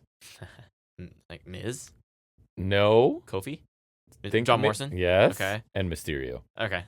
Why did I say Mysterio that time? God damn it. 2011. 2011. Okay. I think one of them was Edge. That's the one Edge I'm talking about retained first. the world title because I know Mysterio's in that one because I Yes. think they started and ended it. Yep. Jeff Hardy. Nope. Might be the other one. No. Oh wait, no. He'd be gone by then. Never mind. A commentator. Two bigs. Lawler. Nope. Michael. Current commentator. Booker T. Nope. Barrett. Yes. Okay. That makes Two more bigs. sense. Big Show. Yes. And Kane. Correct. And then one who would have been who we love now, although he's on SmackDown. I don't see him much anymore. Drew McIntyre. Yes. Nice. Okay. And there's another one, right? 2011. Yes, there is a Chamber second again. Obviously, I think. Okay, the rest of them are. We all know it's at Elimination Chamber. 'Cause Yes. From this point on, Yes. they never use it anywhere else. Right. Who would that have been? Oh, wasn't it for a title? Was it Cena one then? Cena won. Okay, that makes sense. Is it like Sheamus? Yes. King Sheamus. How dare King you? Sheamus makes sense. Morrison. Yes. Why do you know these things? Kofi. What's wrong with you? No Kofi. Think about a Triple H. Nope. Someone you hate. Someone I hate. Yep. Jeff, Very much. Jeff Jarrett's not there. No, but he's in WWE still. He's back. Who's back in WWE? Who do I hate? CM Punk. Yes. And then I don't know if you said R-Truth yet. I did not. That's such weird when they treated him seriously. I know. 2012. 2012. I know one of them Danielson won or Daniel Bryan. Okay, so we'll start That with one that had Cody, Barrett, Khali, Big Yep, Show, yep. Santina. Nailed it. And then the other one in 2012. Punk won it. I Correct. think it was him against the mid card. So I think was Dolph there. Yes. Kofi, Yes. Jericho, Yes. Two more. Del Rio. No. Oh, I was so good there. I note these ones better too. That's the thing. R-Truth again. Correct. Okay. And Morrison. so close. Miz. Yes. Okay. All right. Okay. 2013. Oh boy. 2013. I don't think I know. Oh wait, one of them Jack Swagger won. That's the one that I'm oh boying. There's Okay. only one, it says. Okay. So Swagger. Swagger won number one contenders. Like, no, Ziggler wouldn't be there because he was Money in the Bank. No. I think. Del Rio was champion. 2013. Who's it? Cesaro. No. Somebody who's in almost every one. Seems Jericho. like. Correct. Okay. A big man you've guessed a bunch that hasn't been in it. That hasn't been in. That wasn't right yet. until now. Khali. Like a strong Khali man. has been in. Strong man. I Mark should Henry? say. Yes. Okay. I'm trying to think like around that time is an interesting period. Like, is Cody in there? No. Gold Dust. No. Shoot. Another big man. Big Show. A technician. No. Big technician. A big guy, and then also a technician. Oh, Daniel Bryan Correct. and Kane. Correct. And then somebody with an elite finisher. Randall Keith. Yep. And then Jack Swagger won. That's gross. 2014, last one we'll do Orton this week. won that. Orton did win. I think Cesaro was in that. I swear he was. Cesaro was in there. I don't know why I remember that. Was Cena in there? Yes. Rey Mysterio No. was not in there, so that's not. Nobody super big. Nobody super big. Okay, all right, Dolph. No. Damn. Was Daniel Bryan in there? Yes. Okay. 2 more. Miz. Nope. Barrett. One kind of hoss, but not super huge. And then Hoss? one guy that wrestles in AEW right now. Christian. Yes. And who was like a?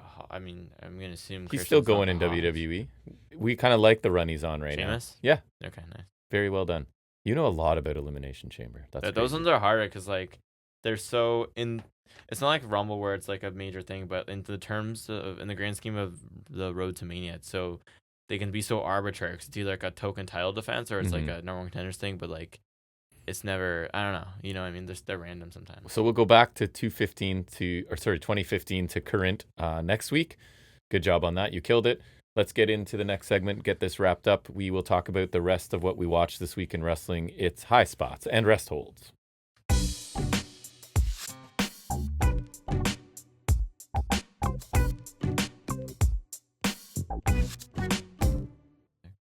I did watch all of Raw again, as I somehow am in the habit of doing now.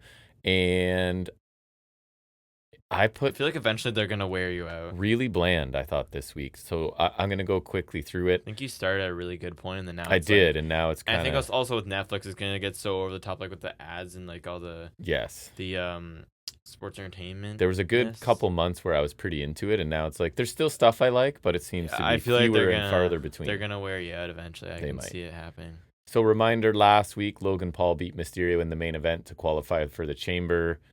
And I like that match. I've seen tons of people really critical about, like, oh, Mysterio had to call everything and you could see him. I don't know, man. Like, I didn't notice in the moment. I enjoyed it. It's fine. And then after the match, Ray was attacked by New Day, right? So that's going to lead us into something near the end of this one. Some NASCAR guys there. Nothing against NASCAR. Don't follow it. Don't care. Pretty not a celebrity guy, so I don't care. Sami Zayn's out first. He's mad at Owens. He's not at 100%, but he says he's good enough to win in Toronto at Elimination Chamber. Pierce comes out to tell Sami, too bad you're not cleared. Sami says he's been up and down the road with Pierce for 20 years, right? I don't think that, I mean, I don't know. Pierce says he can't sanction the match. It might be the last of Sami's career. Zayn gets in Pierce's face and says that he understands that risk he's taking. I think Sami always sounds great. I know a lot of people aren't thrilled with WWE running back the Owens-Sami fighting again, but they're great. It gives them something to do in the run-up to Mania, and maybe even at Mania. I don't know how long it goes. I think this is them not doing it at Mania and also wanting to do it in Canada. Yeah. But I think they're great. So and it's going to be a great match, even if it isn't fresh. They'll kill each other, these two guys. So Pierce is kind of good in the role, right? He looked weak here a little bit, but I guess that's kind of the point. I don't know. They have new footage from the Cargill attack. Did you see this? It only took them months to find this footage, right? Because it's been maybe literally. And I don't even think it's legitimate. Like, it's not, because it's just them walking away, right? Being in the area. So yeah, it's Liv and Rodriguez walking in the area of the attack. It's the most obvious, like, replanted red herring ever. So Naomi and Bianca, that's enough for them. They're like going to take care of it. And that's what I said. Gee, do you think this footage will turn out to be misleading? Yeah. So later in the show, to jump ahead, Liv and Raquel obviously deny being the attackers, so I don't know who it really. I think it's still either Naomi or Belair, probably, right? Absolutely. Is most likely. Dom talks again or both even? I don't know. About adding new members to Judgment Day. Finn explicitly tells him no more than once, so are they adding somebody? Yeah, they might fade to black. Right? You think that's like I said that as a joke. I'm not exactly to start, a fan of it, but like I really can't think of anything else. Right. I agree. I think it might happen. I show Speed on social media talking about thinking he was going to die from Breaker Spear. Fair enough. He looked like he died. But he sounded terrible here, but I guess he's got a bajillion followers more than we do, so who am I to say? What's he going to be doing on Mania? I feel like he's going to be there. He will be there. In a match? No. Please, no. No. But look at him and look at like Logan Paul. Logan Paul's at least like built for it. Will he be in the corner of whoever Breaker's facing? Could be like honestly, something. Like, he celebrates the Sheamus. We'll see, I guess. AJ Styles beat Dominic Mysterio in 10 minutes with a Styles clash. Carlito interfered, I think it was 3 times, got caught on the third one, taken out by Styles before the finish. Braun shows up after the match. This was well done. He tries to sneak spear AJ. AJ moves out of the way. I don't even think he turned around. He just like sensed it. I think. Moved out of the way. Dom took a spear, like a pretty nice looking spear again. The crowd obviously loves that because they hate Dom.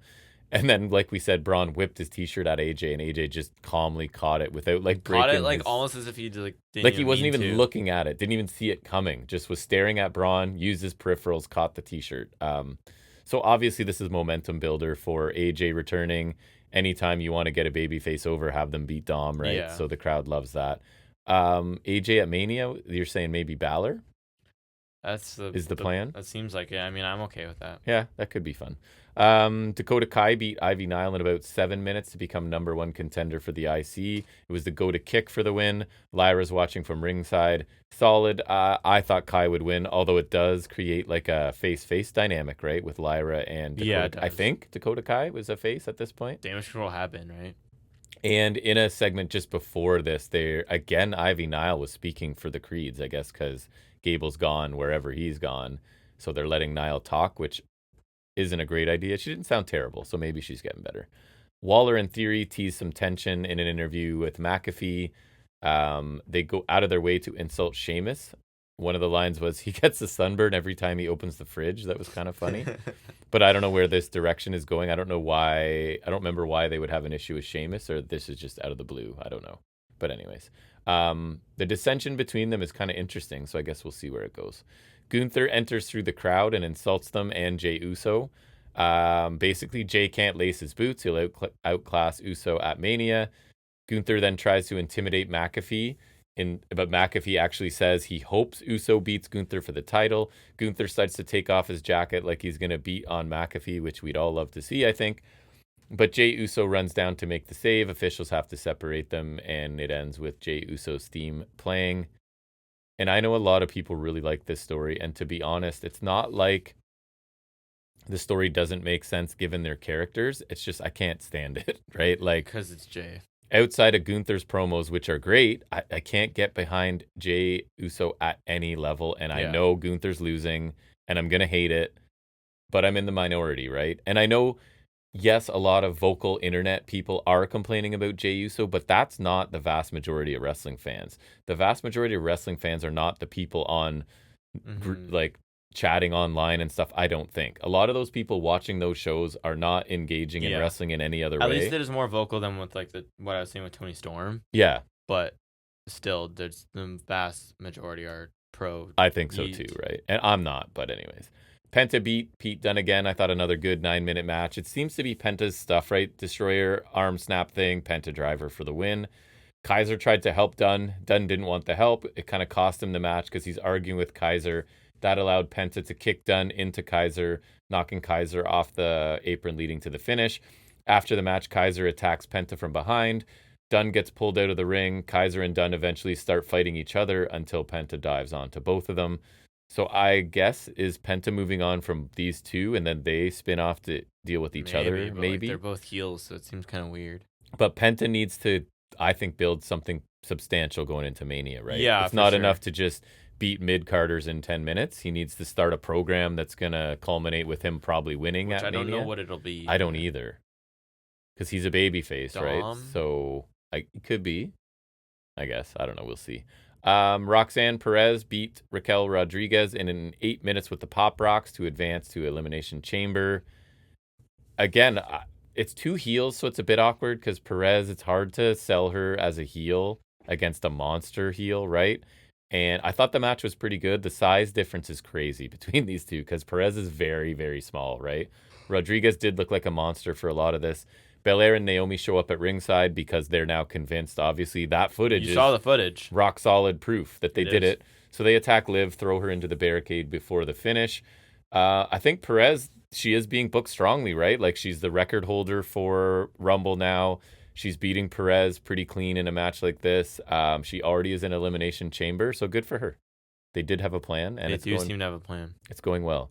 Karrion Kross talks some more about Sammy, kind of implying that Sammy won't beat Owens at Elimination Chamber, and he says that Zayn knows there's still time to turn things around. So could he get involved at Chamber and cost Zayn the match?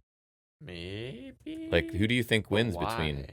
I don't know either, but I feel like Owens has more momentum going. He does. So either way, I feel like he should win. I am not hating this current version of Kross. And he's like devil's advocate. He's more like an instigator and mind games guy than like, I'm a big tough badass, which I wasn't really believable. Yeah. And this sounds stupid, maybe, but I feel like they're zooming in on him a lot, so it's more like his face. So it's going to be like we're more focused on his character and delivery, and we can forget. And then in matches, like, oh yeah, and he's a really big dude too. You know what I mean? Instead of like, and he's in like these suits instead of like, right. It's instead of like, I'm the big tough whatever looking guy, and then I don't really deliver in the ring. Yeah. To being like, I'm a mind games guy, and by the way, I'm huge too. Sort of. I don't really deliver in the ring. So it could work better. I don't know. EO vignette. Did you see this where she's like underwater? I heard about it, and I think it was part Japanese, part English. And basically reminding us that she's beaten Rhea Ripley every time she faced her in NXT.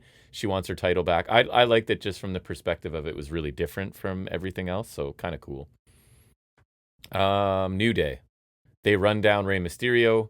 Kofi points out that he has more titles than Rey, which I thought was interesting, because I'm assuming that's true. Well, yeah, because I think he's got the most tag title reigns, and then he's got other stuff too. And then Kofi's like, and I've been here 19 years. I never left and came back, which is fair too, right?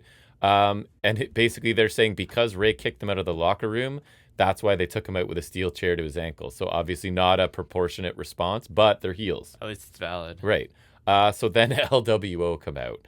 Dragon Lee talks and awkwardly shoehorns in New Day sucks at the end of his promo. LWO end up clearing the ring. New Day narrowly escape a dive from Lee and end up retreating. Kofi sounded good, made valid points, but like LWO is where this is going. I like the guys in LWO, but come on. Yeah, I guess it's a starter feud, but like it feels kind of low. And it's been a long time for a starter feud. Like New Day have been heels forever now. It's been months now. But anyways, we'll see where that goes. Main event was Seth Rollins beat Finn Balor. Really strong Raw main event that meant something again. Rollins won with the stomp after 18 minutes. This was Balor targeting Rollins' midsection. I thought he did a really good job with diverse ways to attack that. Rollins then is targeting Balor's leg. Really like the action. Pretty long match. Finn, did you see the spot where Finn did not kick out of the pedigree? I did not. I heard they edited it out of the on-demand. Bad. So I still saw it. Hey, him and Priest both. So it was like, I would say 2/3 of the way through this, and he just... And again, like we always say, don't tell me the refs are told to count 3, because they're not. They're clearly not told that anymore. Unless like it happens by accident, but like they try not to count 3 if they are not. They know, and they just don't do it. So really awkward spot here. Really good match though. I knew Rollins would win. I don't know what the plans are for Balor. Sounds like maybe AJ Styles, which would be a cool match. Yeah, maybe he'll just lose to him as well. I don't know how they turn it into a story, but he loses. I don't know. That's the only thing I can think of for him, guess, because that's all he does. And then it's back to the New Day, or sort of the Judgment Day new member stuff, I guess, for Balor too, whatever they're going with that. Yeah, I guess that's a storyline. So the Chamber match is set, right? Cena, Punk, McIntyre, Logan Paul, Priest, Rollins. Any chance it's not Cena? Could it be Punk? I don't think so. So it's not going to be McIntyre. Could be The Rock. He could just insert himself in there and win the match. It's not Rollins. It's not Priest. It's not Logan Paul, I think, right? It's either Cena or Punk. Yeah, I would say I'd say Cena. I'd say Cena. Yeah. All right, NXT fast. Femi starts in the ring, dares the 4 guys that attacked him at Vengeance Day. Shield 2.0. We'll call them to make you mad. Shield 2. Shield 2. Electric Boogaloo. Retribution, the sequel. Instead of those 4 coming out. Retribution back for revenge. Right. Instead of those 4 guys, we get Moose as a bit of a surprise. He gets a really good reaction from the crowd. I like his entrance on like with the WWE budget, because even in TNA, I thought his entrance always looks really His entrance good. is cool. Yeah. Moose is the one man Femi can't rule over. This has to happen. They end up holding their titles up to end the segment. Obviously, I'm summarizing. I feel like it has to eventually be title for title. I think Oba will win. You think so? I could see it happening. And have the X Division? Just to like really solidify the crossover, right? But TNA is also not willing to give up the I don't know if they want to give up the world title. B, even if they did, I don't think they want to do it at the expense of Hendry. Probably true. So it'd be different if like Nemeth was still world champion. I could see Oba getting both world Yes. titles, but not when it's Hendry. I hope not. Interesting matchup between these two, and Femi sort It's of the match everyone's wanted for Femi. Femi sort of implied he's going to go to TNA. He was like, I'm going to burst your TNA bubble or something. So I imagine he may go there at some point. He did. Oh, he did? Yeah, I remember I was telling you Oh, saved that's the Hardys, right. and now it's him and the Hardys against the system on TNA next week. Awesome. Two new guys. The new are trying to get Chase U back. I forget their names. Kale Dixon and Uriah Connors. Thank you. They get into it. They get into it with Eddie Thorpe a little bit. They defend Andre Chase and make a match for Chase and Thorpe. Ava's there and is like, can you guys really speak for Andre Chase? And they're like, oh yeah, we're tight, so we can do that for him. The match is made. And the two Chase U guys are cheesy as hell right now, and I'm not a fan, but they could grow on me. I wasn't a fan of Chase. I wasn't a fan of Duke Hudson. I kind of always liked Thea Hale. But they end up growing on me, so who knows? Carmen Petrovic won a triple threat against Jada Parker and Kalani Jordan to earn the shot at the North American title. That's why I was saying like her at ringside for that made sense. 12-minute match, actually a pretty good triple threat considering this is pretty inexperienced talent, right? Promising work from all of them. Parker's finishing hip attack sent Kalani to the floor. Parker hit Petrovic with that corner butt drop thing, but Ashanti kind of pulled Carmen out of the ring to safety. Parker hit a superplex on Jordan and then the butt drop thing to Kalani.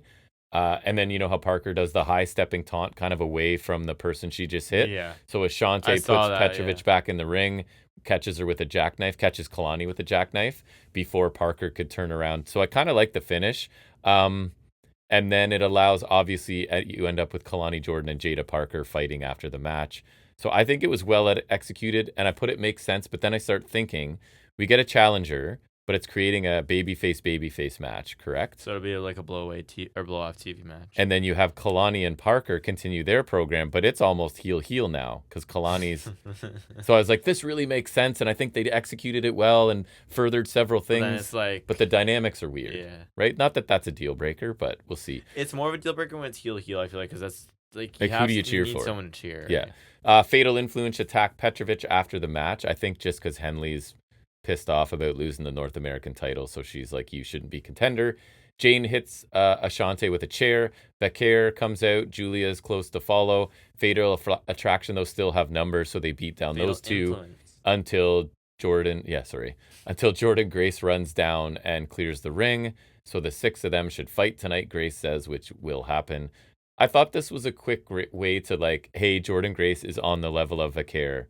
Yeah, and she's Julia. Like top stuff. Like in case you don't know, she is a top tier talent, and here she is with the rest of them. Yeah. So that makes sense. And to be honest, it's logical opponents for them too. They need fodder, right? And who's better fodder than Fatal Influence? Toxic Attraction. Right. Exactly. Ruka and Zarya, I was a little surprised. They beat Meta2 clean in 12 minutes. We did get That's great because that's a team they've been building. So. That's exactly what I was thinking. There were some dueling power spots from Lash and Zarya here. We got Spear, F5, Soul Snatcher for the win. Pretty well executed, all 3 of those things. Big win for Zarya and Ruka. And as you said, like Lash and Jackson have been presented as a big deal. In NXT, they go to main roster and lose, but that still makes you way better than everybody. But they still had matches up there. Exactly. Right? Solid tag match. They weren't on the beach. And again, Ruka and Zarya are a nice combination with the power and athleticism.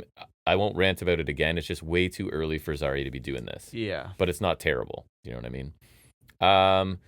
Whoever the interviewer is, I forget, walks away from Wesley and his guys to like chase down Ricky Starks, who walks by, which I thought was funny. It's like, talk. Oh, see you later. I'm off. So obviously that pisses off Wesley. So later in the show. Who's got like the Ryan Howard hair going on. Like he does. Coloring kind of. He does.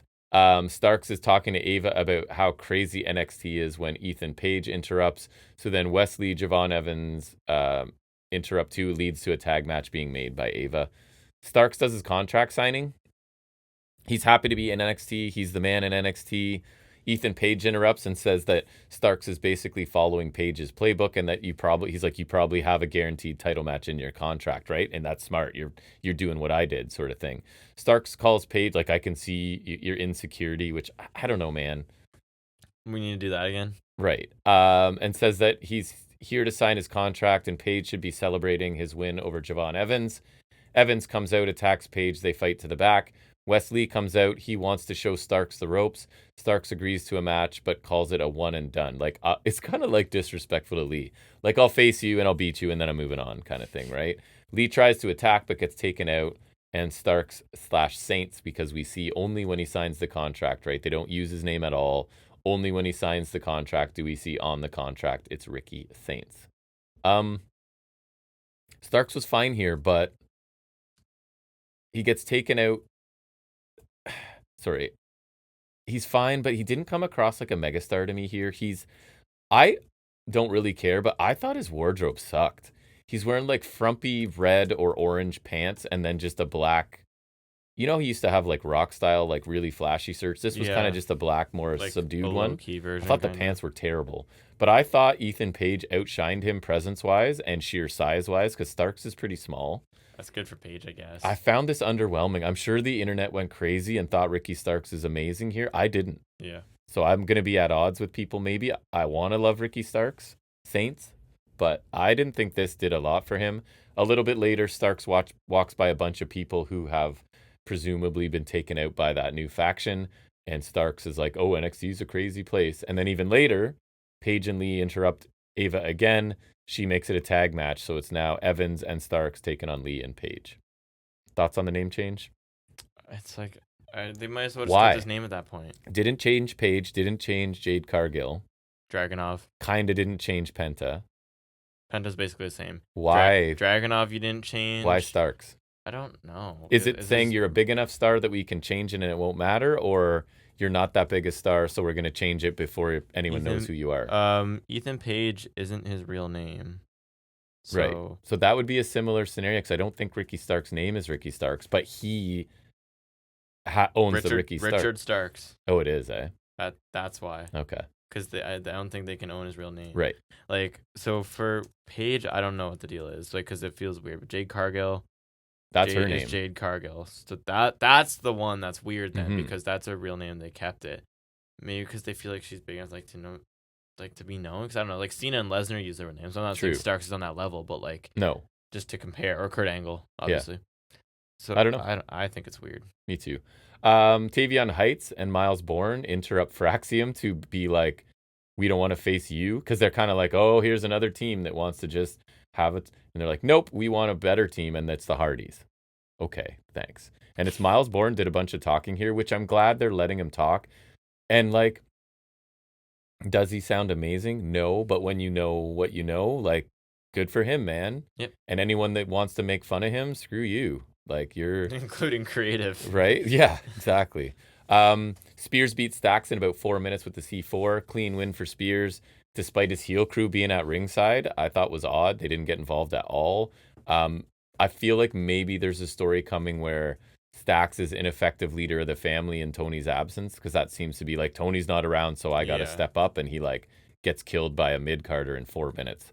And I guess he's also playing the gatekeeper here to Tony, right, for Spears. So there's that. Really quick, Stacks did next to nothing in this. Did you see who Moose will be facing?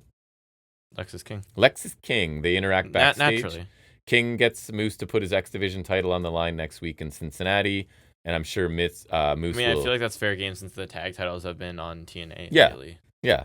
And it's kind of like King tricked him out, although I don't think Moose really cares. And trying to get another title too, I guess. Then he could have an actual belt instead of hauling around a giant-ass cup. I don't think Moose is concerned with Lexis King, nor should he be, and I'm sure he will dispatch of King because the Femi Moose program looks inevitable. And I'm happy Moose is getting exposure, right? He's a good veteran big man who's like, maybe this is a bit harsh, but toiling in obscurity in TNA. You know what I mean? Like, I don't think everybody knows who Moose is. And he's good, man. He used to be not very good, but he's improved a ton. He is a good big man. And then Thorpe beat Andre Chase in about 4 minutes. Another 4-minute match, shades of 2.0, anyone, right? Remember that? It was like 3 minutes, 4 minutes.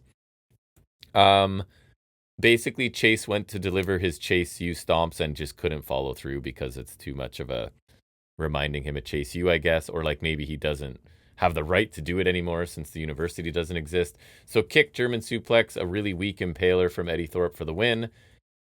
Gets Thorpe another win as they're trying to build him, I guess. That build isn't really working for me, and Chase is continued to be crushed by the loss of Chase U. So After the match, where's Thea Halebanks? I know gone. Duke's done. Duke's gone, but she still Osborne exists. too.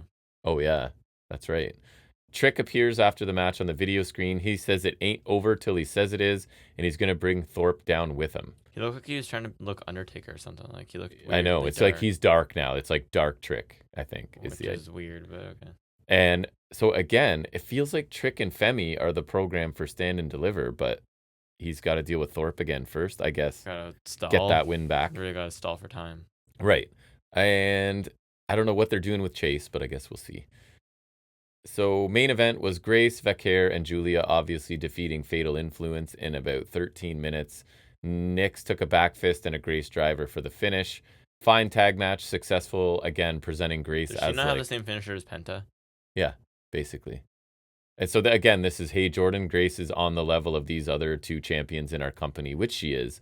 Nyx takes the pin, makes sense. And Fatal Influence played the role of mid-card heel fodder for the main event baby faces just fine here.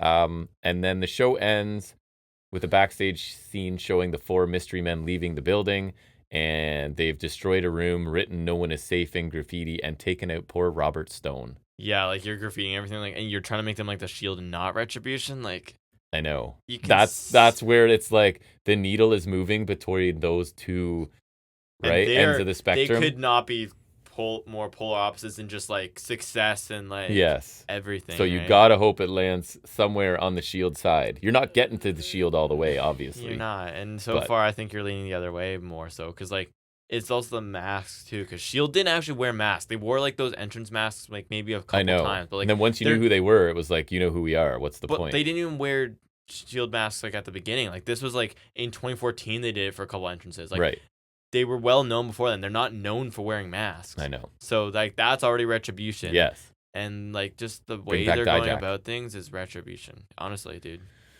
And like Dion Lennox is the only one I actually know. Keanu Carver was in the breakout tournament that Oba won. Oh right. So I remember thinking he looked similar to Oba. And I've been like, Lennox is improving, but he's not ready, in my opinion, for much of a run. And there's a reason they're not talking. So we'll see how it goes. But anyways, that was my NXT. The only thing from SmackDown, we kind of talked about The Rock dwarfing Cody Rhodes. I didn't catch anything else that was interesting. So I think we're approaching 3 hours. We need to end this sucker. All right. So thank you for joining us for episode 240. There's no pay-per-views or anything to watch. Get the worst of it. So it'll be worst of at some point. It's going to be, might be in March now by the time I get to it, March break. Try tomorrow. Oof, that'll be tough for me. I gotta finish writing some of it, but we'll see. It will come. We'll keep saying it'll come. We're just building the anticipation for it. But thanks for joining us for 240. We'll be back next Saturday for 241. And until then, everybody, take care.